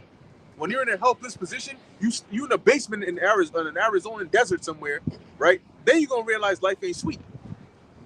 And the Most High is about to show you just that. So you better take heed, and we're gonna keep warning till the Lord says, okay, now you can stop. And the second the Lord says that, our heart's gonna drop, because we're gonna know shit. And the Lord ain't even gonna talk. He's gonna grab you by the shoulder, and he's gonna pull you back, and he's gonna step forward. And at that point, metaphorically, when the Lord grabs the shoulders of the prophets, moves them back so he can step forward, you're screwed. You're so like It's like the animes when the cat fly Yeah, I got you. Oh shit, you gotta do something.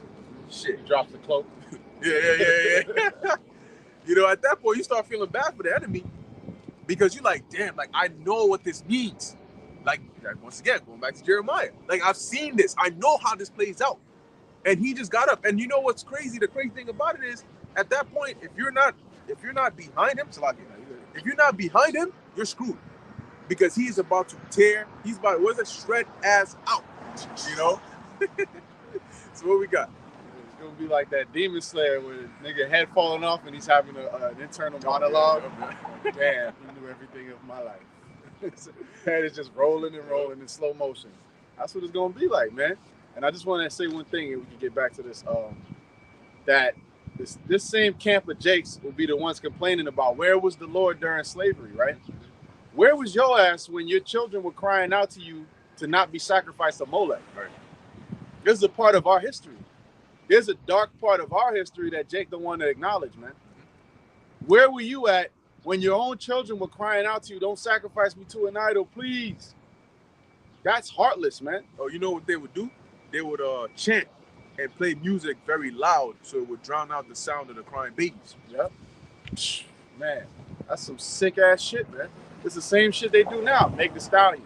We're gonna chant this, you know, they're gonna be loud enough that you don't even, you know, all of the cries of the youth and those that are victims of their wickedness, they will not be heard. Right. So yeah, when slavery happened, the Lord has been, and when you go into 1 Kings, 2 Kings, even when Jake was doing idolatry and wicked things, the Lord was still doing deliverances for us, man. Before the Assyrians came down, and that was the end of that. Before the Babylonians came, and that was the end of that. There was still deliverance. The Lord kept showing mercy, and it's like now, it's like that saying, like you do 7 favors for somebody and you don't do the 8th, all of a sudden you're the enemy. Right. You don't look at all the good I did for you, but you only want to focus on the one time, and that was all you brought that upon your damn self. But then it's, oh, the Lord, where was he? Where was he? He put you through that. And most of y'all still haven't learned why and learned the lesson from it. That's why when Jacob's trouble come, it's going to be an ass kicking fiesta, man. All right? Esau, when we had the dude that walked by, I don't know if you brothers noticed, there was a Jake that walked by as he was talking about this whole thing, and he had a shirt with somebody that looked like Esau on it. It looked like an Edomite, like Esau himself on the shirt, you know? So y'all are all team Esau. You know, y'all are team wickedness, and then you want to turn around and be for the Lord. That's why people who are bandwagon fans, at the end of the season, they get shamed, because it's like you wasn't here in the beginning when the team was, there was doubts about whether they was going to succeed, right? But you a bandwagon fan. Nobody wants a bandwagon fan. You ain't been here through the mud, you know? See, the Lord is looking for those that are going to be down with him from the beginning of the season, all the way to the playoffs. Don't nobody want no bandwagon fan who comes and going to switch jerseys and put the Lord's jersey on at the last second. Oh, now I'm with the Lord. Nah, we see through you, man. Most importantly, the Lord sees through you. Okay, but this is Judges 10:14.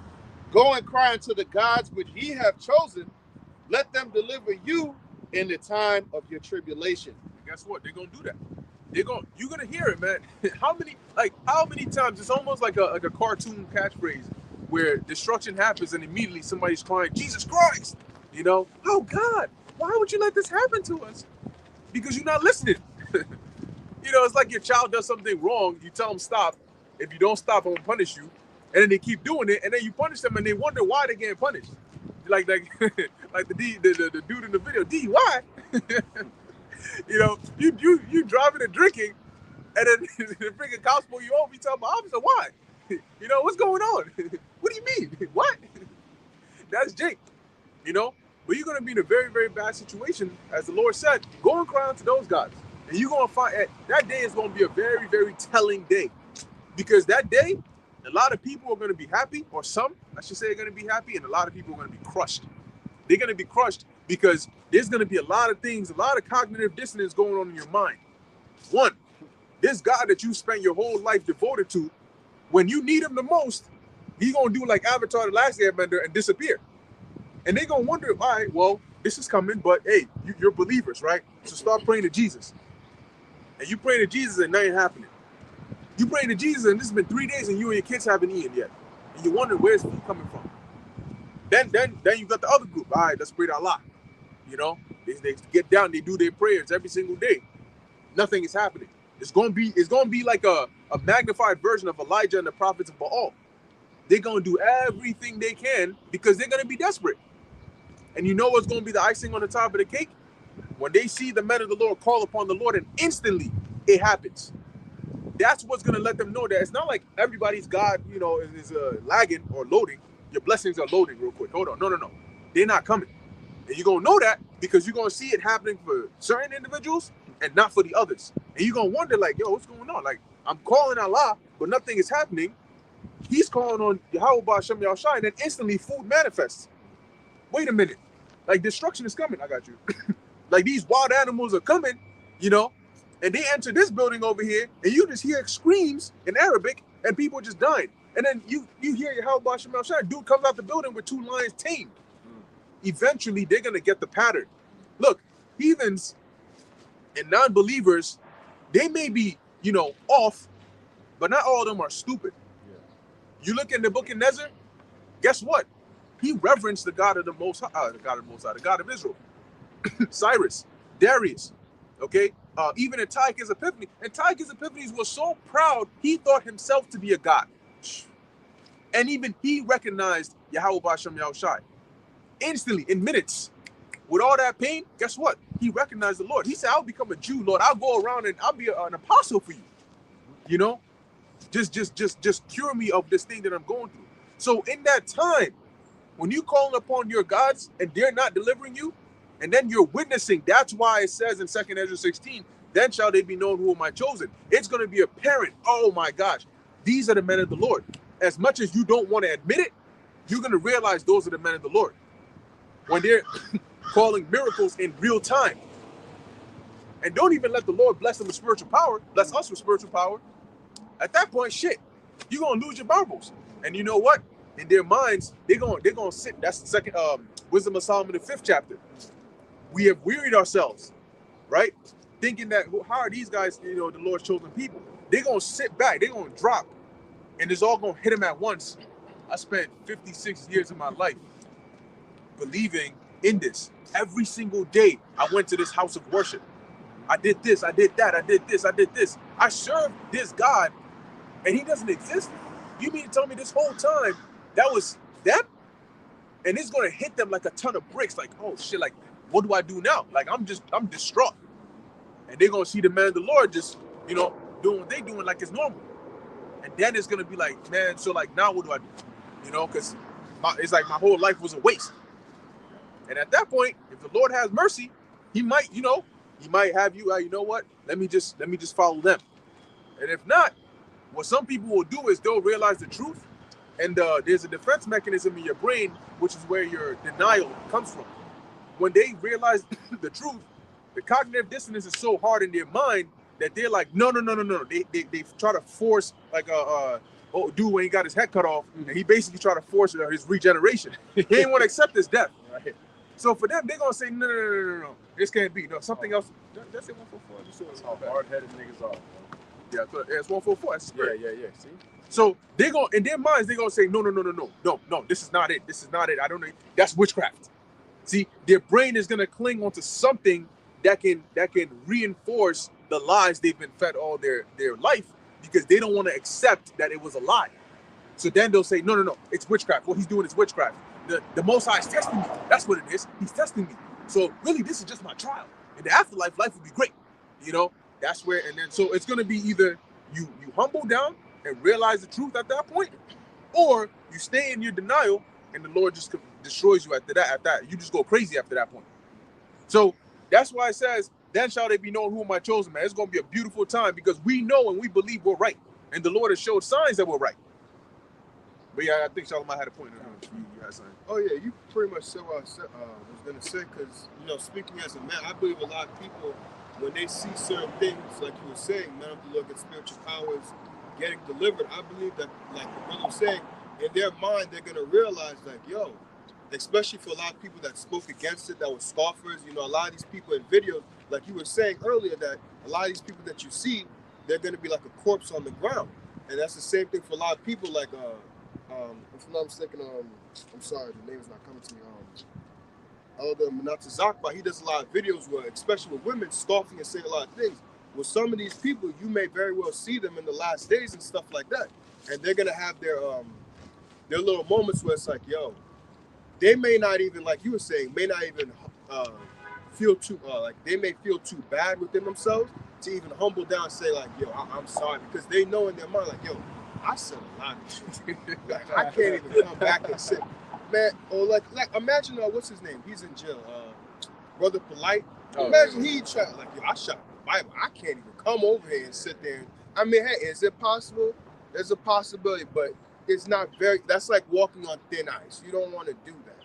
Right. But like for a lot of people, like the brother saying, I believe in my speaking as a man. A lot of people, when they see that, they're gonna be like, yo, I just said a whole bunch of stuff. Like, I spoke against this, and it's like, this was really the truth. Like, I thought that was a joke. I thought, like, you mean to tell me that's what God really wanted you to do? And especially, like, for some reason, the Spirit hit me when those two Jakes, they were wearing hoodies that walked past earlier. And I forgot what you were saying, but, like, essentially you were saying, like, something along the lines of, like, a lot of people are going to wish that they had listened to us. And, like, that's how it's going to be, because people are hearing, especially, it's a lot of Jakes walking past.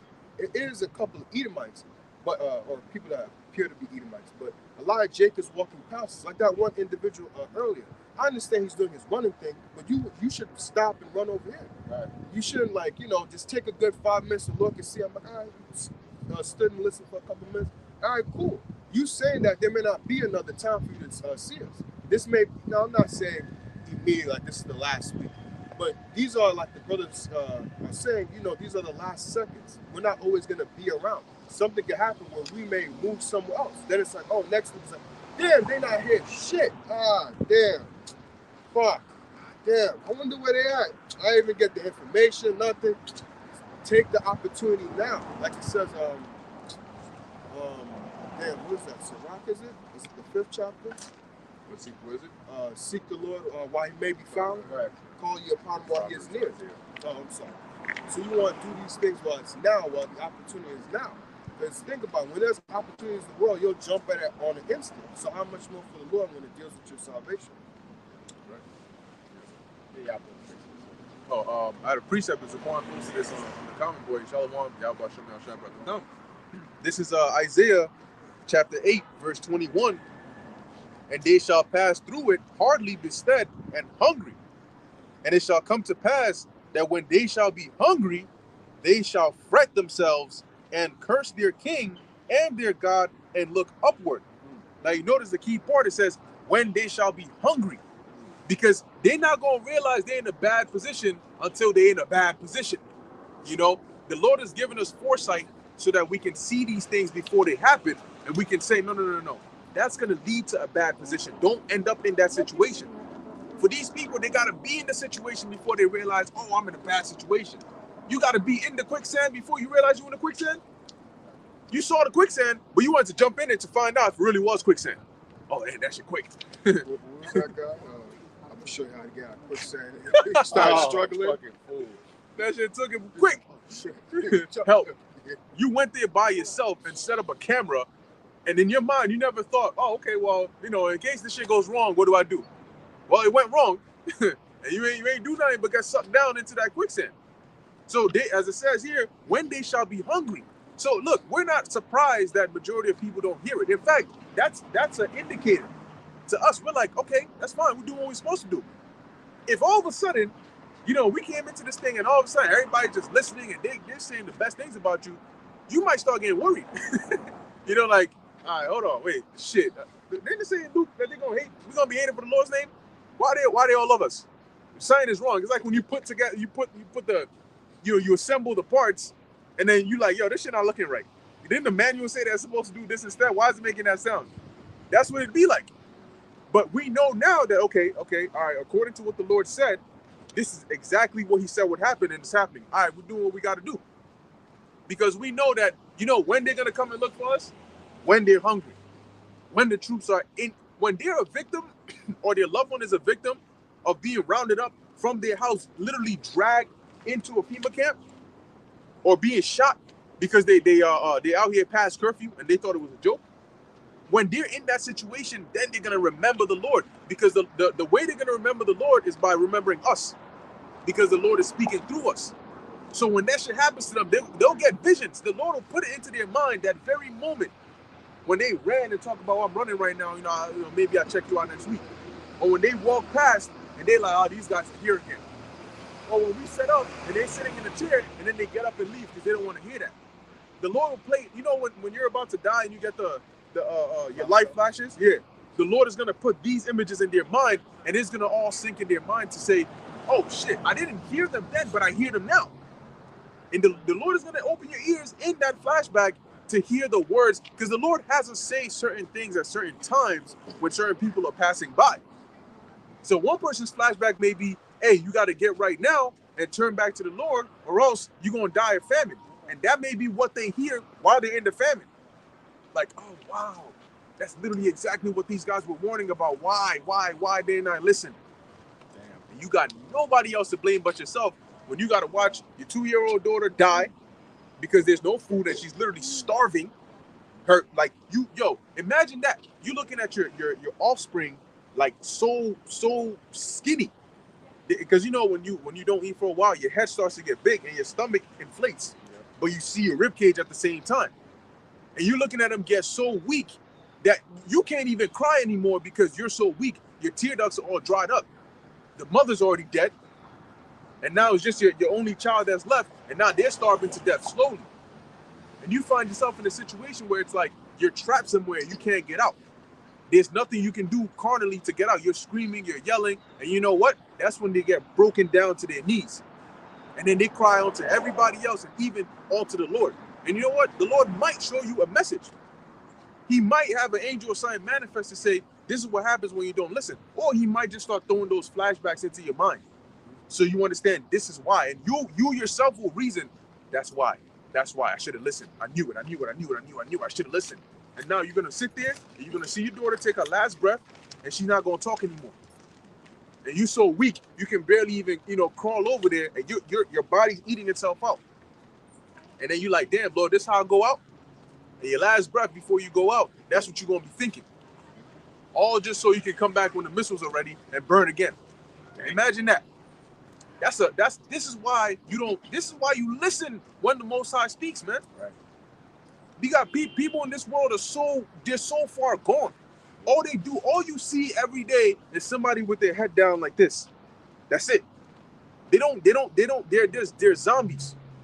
And you're gonna find out the hard way why you listen. Why do we emphasize? Why do we say the same thing again and again and again and again?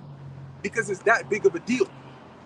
That's why you should have just stopped. All it took was a couple minutes. Like, damn, we're telling you that your life is about to change and you're seeing it on TV, and that's still not enough for you to stop and say, oh, you know what, maybe let me hear what they got to say. You got it, bro. Yeah, I was going to say a personal testimony to add to what you're saying. I remember this individual I used to know, like, years ago, used to be around them a lot. And then eventually, I hadn't seen them in a couple of years, but eventually before I stopped seeing them, I told them certain things that were going to happen in their life. And then about, like, maybe a couple of years ago, I somehow got in contact with them, and then eventually I found out that, and there were certain things that I knew was going to happen to them that I didn't tell them about. Just kind of try to keep it vague because it's like a personal matter to me. And then eventually, when I talked to a person like a couple of years ago, I found out that essentially they said that, hey, remember all that stuff that you was telling me was going to happen? You was 100% right. And I'm like, why did the first thing I thought was like, why did I come up in your mind about that? Like, because I hadn't seen you in so long. And to me, I thought I was forgotten because I had kind of forgotten about the person as well. So it's like, oh, why did you come up into, why did I come up in your mind? But I remember that they held those, even though that they took my words at the time as bullshit, really that shows you like, oh, well, you know what? I hear what you're saying, but let me just try this and see. And then it's like, oh, it didn't work out for you, didn't it? And then, like you were saying, the flashbacks came out. What was he telling you? What was I telling you before? And it's like, oh, okay, now I see what but like you said, oh, now you have to see when it's already done too late. Hey, and I wanted to bring one thing out too that came to mind just now as you were speaking, Shalom, was that, you know, the Lord is going to have it to where you're going to have that MOTB up in you too. So the second you try to draw back, you already locked in with the beast system. It's too late at that point. So there's going to be a reminder when you talk about how much you want to repent and how sorry you feel. There's going to be a reminder in your hand or in your forehead about how you completely neglected the Lord and completely gave in to Esau Edom, into the devil's system. Okay? So you're going to have that constant reminder. And let's not forget, you know, we spoke about the grievous sore. All right? So that pain and that nasty ass sore, that's how we going to know. Because guess what? You know, if you just look at somebody, you won't be able to tell if they got it. But once that sore pops out, it's going to be like, oh shit, yeah, you one of those, huh? And then they're going to have that Demon Slayer monologue like brother was talking about. Started all when I was 5. Big Mama took me to church and I met Jeebus. Couldn't keep on proud. That was it. And that was it. Yep. And it was all downhill from there. I'm gonna finish this real quick. And Yeah. Got you. This is continuing in Isaiah 8 and 22. And they shall look onto the earth and behold trouble and darkness, dimness of anguish, and they shall be driven to darkness. And I remember one time, you know, back when I was in college, I remember there was one time I was leaving class, and I'm like walking to the door, right, to open the door of one of the buildings, and the door basically flies open at me, and it looks like a desperate mother. She was a Jake, and she was looking like, I mean, stressed. She was looking desperate, and she's like, "Yo, my son, where?" Not knowing her little, like, I don't know how old he was, had like wandered off somewhere, in this huge campus. Oh my God, you could see. And at that point, the desperation on her face, it's almost like she wasn't like her brain wasn't working right. Like she couldn't. I asked her, I said, "Yo, what's the matter?" She couldn't even construct sentences. May I? Yeah, you can go. Okay. She couldn't even construct sentences. She's just like, "Oh, my son." Like she's just like all over the place. You know what that was? Desperation. Okay, that was desperation because that's the same thing. That's the same mindset people are going to be in when the Most High brings that judgment. They're going to be in a very desperate state of mind. You got a question? So I noticed that the 12 tribes of Israel, but in the northern kingdom, these are in Central and North America. Okay. My family comes from a Mormon tradition. And the Mormons believe that Christ came to this continent at some time after, I don't know when that was. But I think they believe something similar to the fact that Christ came to the North American continent in, I don't know, whenever.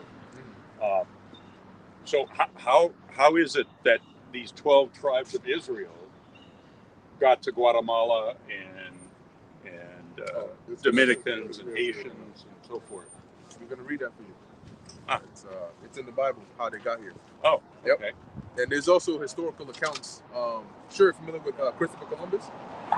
So the brother's going to get the precept, but when Christopher Columbus, the story of Christopher Columbus, as we're told, is he was looking for India, Right. and he ended up in the Americas. Right. But India is on the east, Americas is on the west. Right. Now, what's interesting about that is Christopher Columbus took some translators with him, specifically Hebrew translators. But Indians don't speak Hebrew. No. So in order to get a translator, that costs money.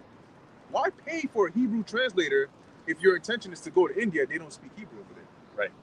But he ends up coming here to the Americas, and he meets natives who do speak Hebrew. Now, there's a book called the Aborigines of the Western Hemisphere. Uh-huh. That book goes into the time of the New World when the Spaniards and so on were colonizing the Americas. They were all wondering when they came here, they found the Native Americans here, right? Right. And they were wondering, how did these people get to this land? So there was a whole actual uncovering and debate and scholars going back and forth trying to find out who are these people and why are they here. Now, you know what they found out? When they observed the customs of the Native Americans here, they said these are the lost, that's why they call them the lost tribes of the house of Israel. Because if you're familiar with the 12 tribes of Israel or the history of Israel, are you familiar with like the story of Israel? The Bible and so on? A little bit, yeah. Okay. Yeah. So at one point, this was all one kingdom during the time of King David and so on. But eventually the kingdom got split. Right. And the northern kingdom left the Americas. So they left the east and came to the Americas, which the brother is going to read. Yeah. When they left, a lot of people considered them to be lost because nobody could find them anymore. Yeah. Meanwhile, they were over here.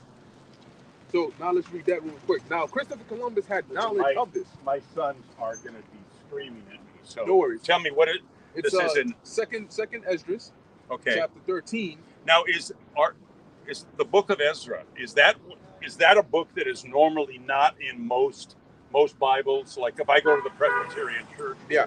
Yeah, because we go to a Presbyterian church in Portland, Oregon. And recently our pastor has been taking some scripture from Ezra and from some other books that are not in the normal Bible. Yeah, the Apocrypha is what it's called. And this is Okay. the King James, 1611 King James has the Apocrypha in it. This is the original version. One that King James translated and had those books in it. Right. Protestants took it out. Yeah, they took it out. So what you were going to show me was Ezra what? Second Esdras, chapter 13. Okay. And was it verse 40? Chapter 13, verse 40. Those are the 10 tribes which are carried away prisoner out of their own land in the time of You hear? Hoshea, the king, whom shall I was going to say something to him. Assyria, Huh? Make sure to remind him that this is both the Assyrian Empire. The northern kingdom was taken captive by Assyria. There was a division there. So make sure you let them know that too. Ezra 13:40. Second Ezra. Second Ezra. Yeah, and 13:40. that period is talking about when the Assyrian Empire, you can look up their history, they took the northern kingdom. They came to Israel, they conquered them, they besieged them, and then they deported them out of their land. Yeah. And took them into the land of Assyria. And after a while, when the Assyrian Empire went down, that's when this took place. Yeah. When the northern kingdom, the 10 tribes, decided we're going to leave the east. So that's what we're reading here. You can actually bring it back. Yeah. Listen, I gotta go. But listen, thank you very much. I appreciate it. I will look that up. Second Esdras 13 and 40. Got it. Yep. And look up the Israelites. You learn more. Okay. James the All right, Dead. thank you. All right, James take the care. Gone. Good call out. But yeah, hey, that's the spirit. There you go. You know. Well, So that's beautiful right there, because that goes to show you. He said his pastor is starting to pick out stuff from the Apocrypha. Why is that? It's because the Hebrew Israelites, the prophets, are bringing out these points that's making people ask, like, yo, where is this from? How do we prove this? When you go to a regular church, they don't bring up no points for you to want to prove anything. It's just take it as is. God loves everyone. But now people are becoming critical thinkers, going into history, tying everything together. That's the lot of the prophets. So you see that we have brought the light to the world. Now you got people coming in and asking about the light. Well, that's how you know we're at the end of this thing. The gospel has been preached throughout the whole entire world. Now the end is here. You see, we were talking about how they're going to come looking for the truth. That's an example of that. You know, oh, my kids are going to go crazy, right? I got a quick precept to back up the point.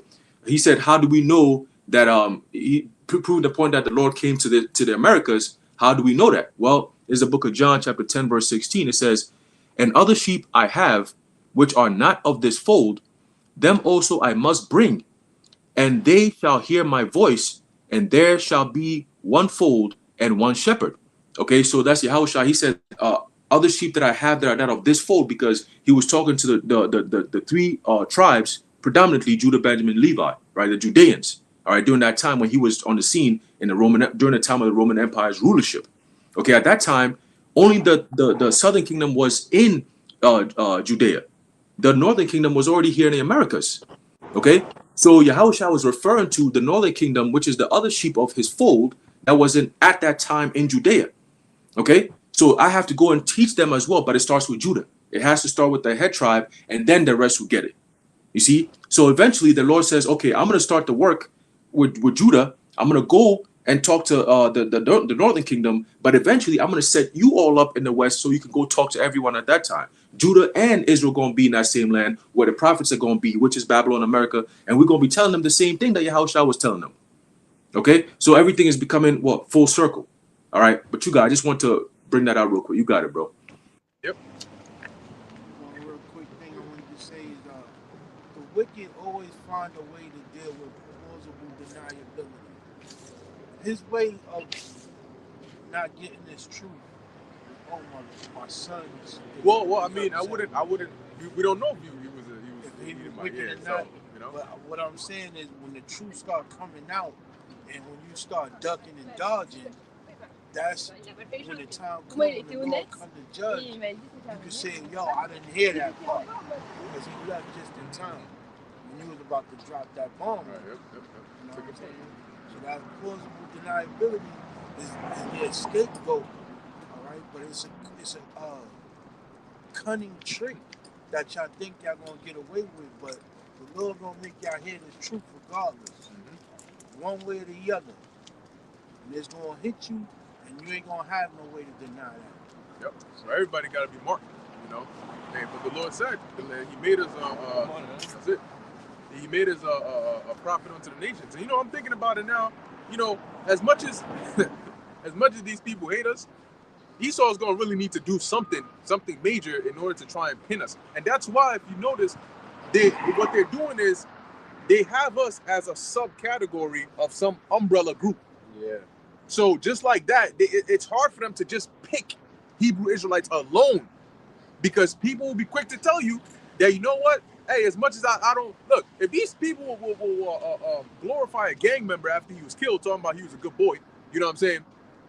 If they can say good about wicked people, they can say good about us, right? And what I mean by that is, if Esau came out and just tried to roll on us just randomly, people in the community themselves would be like, well, hold on a second. These guys, I mean, I get what you're saying, but I haven't seen them actually do these kinds of things. Yeah, they get into debates and they go back and forth, but I haven't seen them do nothing crazy. So he needs an event.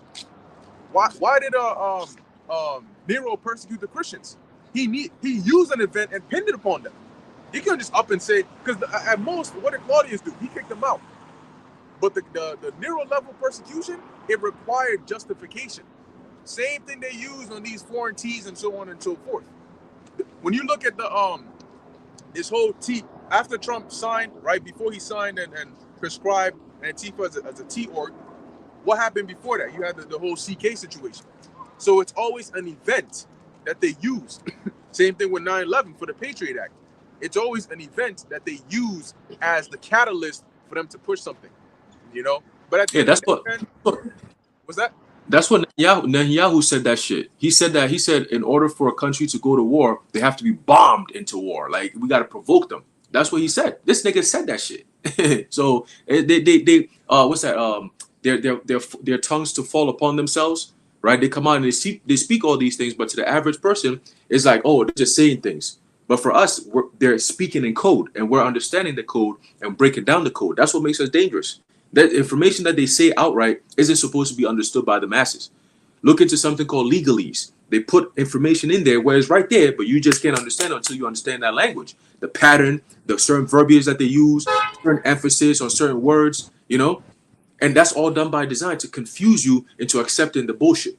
You see? It's fucked up, diabolical. You got it, bro. Yeah, the scriptures say that we're made a spectacle, and people that pass by, they see us. Whether they act like they don't, but they see us. You know. So when that time comes, like you were saying, why were you the one that popped into the person's mind? People are going to remember, okay, the prophets. The Lord is going to strengthen your memory, and you're into your memory, right? And they're gonna remember that. Yeah, I was warned of these men, and these are the final warnings. Eventually, and the Lord got it set up to where when we're not here, that's when they're going to start looking. Like I was reading in Isaiah, right? When they're hungry, when they're in a bad situation, then nobody goes looking for help if they don't need help, if they're not in need, right? If you're already good, who's going to file for unemployment if they already got a job, right? So the Lord has set it up to where your people are going to, when they do need it, the Lord is going to take it away. Because he was telling you, look, I want you to be proactive. You want it to be reactive. So you can be reactive. Except you're going to be reacting to the judgments that are coming. And you ain't going to make it out. Yeah, just a quick point. In that time, nobody's going to be able to blame somebody else. You're not going to be able to sit there and say, oh, this or that. You're going to have to look at yourself. You're going to be like within your own mind and say, yo, if I'd only just listened. Like in that day, you're going to have to sit there and say, if I had only listened to this individual, I wouldn't be in this situation. If I only listened and not gotten my emotions and my feelings, I wouldn't be going through this this pain right now. And that thought comes in, like, you ever did something fucked up and then it's like damn, why the fuck did I do that? What the fuck is wrong with me? Like, why would I do something like that? Those are the type of thoughts that are gonna come into people's mind, like, yo, what is wrong with me? Like, how could I not have seen that? How could I not have known that? It was so clear. And he made it so easy for me to understand, but it's just like, I just did not want to listen. It's no longer going to be, oh, you this and you that. We don't like the way that you guys talk to me. Like, damn, like, I'm just an idiot. Precept. Ecclesiastes 12:1. Remember now thy creator in the days of thy youth, while the evil days come not, nor the years draw nigh, when thou shalt say, I have no pleasure in them. So yeah, remember the creator in the days of your youth, man. The sooner the better. And you don't want to wait till, things get bad to start seeking out the Lord, man. And we always mention, we know that the Lord, his arm is not short and that it cannot grant salvation, right? At the same time, you don't want to be the one to tempt the Lord, knowing that his mercy is great. That's why it says in is that Wisdom of Solomon, don't say that his mercy is great, and basically use that as an occasion to be a demon. Oh, Sirach. Yeah, it's in Sirach for the multitude of my iniquity. Yeah, it might be Sirach. Yeah. So don't use that as an occasion to just become more of a demon, because if you're already thinking about how the Lord is merciful, well, that was your chance right there to go into that mercy, to receive that mercy. But a lot of our people, they want to wait, put off the day of the Lord, put it off. It's funny too, because brothers mentioned the Apocrypha. Now my mom started talking about the Apocrypha. She was like, oh yeah, one of my friends, she was telling me about Ezra's and Second Ezra's, and I'm like, oh wow, would you look at that? Mm-hmm. But acting like she never heard it. I'm like, Ma, I've been telling you about this. Yo, that's crazy. She's like, yeah, I know, that's good, but it can't come from us. That's the thing, because we're at the offscouring of the earth. We're looked at as the lowest, especially being the Israelite man. So they'll take the truth from anybody else but us, But the thing is that you got to get it through the right channels, because you're going to get a piece of truth from somebody, but the whole truth, which leads to salvation, name of the Lord, the prophecies, everything, you got to go to the right channels to actually get that. All right, which is the true men of Yahweh Ba'Shem Yahushua, starting with our apostles and our leadership, man. Yeah. This is Sirach. No, you good. I got one more after you. And on that. Sirach chapter 5 and verse 6. And say not, his mercy is great, he will be pacified for the multitude of my sins. For mercy and wrath come from him, and his indignation resteth upon sinners. Right. Yeah, you can't just focus on the Lord's mercy, because that's not balance. The Lord he's a power of judgment, and he's a power of mercy. The thing that you're going to find out about this book, this is the most balanced, completely equitable book that you're ever going to find on earth, man. There's scriptures that you would think contradict each other, but it's just giving you two sides of the coin. Because some scriptures say moderate eating cometh sound sleep, and then there's other scriptures that say, but food and drink is one of the best joys of a man. So you have to have discernment to know, yes, there's an application of both. And then Ecclesiastes, I think it's the 3rd chapter, says there's a time and a place for everything. Yep. So there's always, you got to know the circumstances of where you at. So there's a time to hold the peace. There's a time to speak. Now we're in the time to speak. There's going to come a time where the Lord's going to take us off the highways and hedges, and there's going to be a time for us to hold our peace. Mm-hmm. And there's going to be a time of silence. That's the famine of the word. Right. So come and get it now while it's hot. And that's something that, my earthly father always told me. He would get pissed off if he had a plate of dinner on the table, and you would wait to come and get it. He said, you got to get this while it's hot, because your body digests food better when it's hot. When you put cold food in your body, it disrupts your system because now your body has to heat the food up to match the rest of your body's temperature, which is naturally like 98.6. But if you eating food that's like 70 degrees, then now you're making your body work harder. And you're going to have higher cholesterol. So get this food while it's hot. All right. Don't wait for the plate to get cold. All right. And then it's going to be of no service to you. Okay. And what happens when you also leave food out? If you leave it out long enough, it'll go soiled. You know, you'll eat it and it'll make you sick. Right. Okay. Because it's not nutritious to you anymore. It has bacteria and different things. You got to get it just like the manna from heaven. You had to eat it the day that it came, and that was it. If you didn't eat it and get your portion, that was it. Right. So get it while it's hot, man. You know, it's spiritual. It shows you the wisdom of the Lord, right? Cold food doesn't have, like, it's not appetizing, right? If it's like rice and chicken and the stew is cold and shit, right? Rice is just out the fridge. It's not appetizing. When you warm it up, it starts to have the scent, right? It starts to smell good. Then you start salivating. Then you get hungry. Because the Lord knows the body, like the brother just explained, that these are the best conditions for the body to consume it. That's why he makes you more, makes your appetite grow when it's under those conditions. So the Most High got everything set up. But I got one more precept. This is 2nd Ezra chapter 7, verse 42. He answered me and said, "This present time is not the end of the world. Much glory abideth yet. Therefore have they prayed for the weak.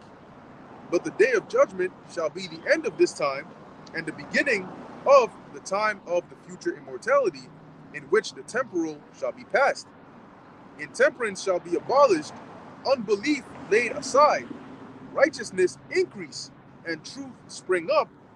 Then shall no man be able to save him who shall be lost, nor oppress him who shall have overcome." And that's why we're giving you the final warnings, because when that time comes, you're going to be locked in to whatever place that you're in. You're either righteous or you wicked. Point blank, period. You guys got anything else? That's on Haram? You good? Just one last precept to back up your point. In the book of Revelation, as you just said, let's get that real quick. In the book of Revelation, chapter 22. Oh, there you go.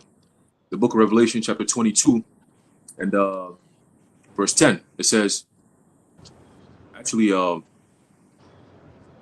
there you go. Verse 10, it says, "He saith unto me, seal not the sayings of the prophecy of this book, for the time is at hand." And that time is where we at right now. "He that is unjust, let him be unjust still," because ultimately, just like the angels that the Lord is going to send to be the ones who separates the righteous from the wicked, okay, because we're all mixed in between, the Lord is going to be the one to make that the separation. Okay, mine elect versus those who are none of the elect, right? Then shall they be known who are my chosen. It says, "He that is unjust, let him be unjust still, and he which is filthy, let him be filthy still, and he that is righteous, let him be righteous still, and he that is holy, let him be holy still." Okay, so ultimately, those like Bukhari, like you said, to close it out, whatever lot you're in, that's where you're going to be at till the Lord come back. He's the ultimate judge, right? He's the ultimate judge, so he's going to decide who makes it and who doesn't. All right, like Johnny Cash song, "When the man comes back," all right, when the man comes around. So when Yahushua comes back, that's going to be the day of judgment. Okay, and at that point, wherever you at, you're going to stay right there. If you're fit for destruction, you're going to get that. And if you're fit for salvation, Lord willing, we are of that number, we're going to get that, Lord willing. And that is our expectation. All right. So that's about it, brothers. You got it. You can close it out. Done. Beautiful. So with that, Lord willing, this is edifying to the elect. In closing, we want to give all praises, honor, and glory to Yahweh, Ba'ashem, Yahushai, Ba'ashem, Rakah, Kodash. Until next time, Shalom. All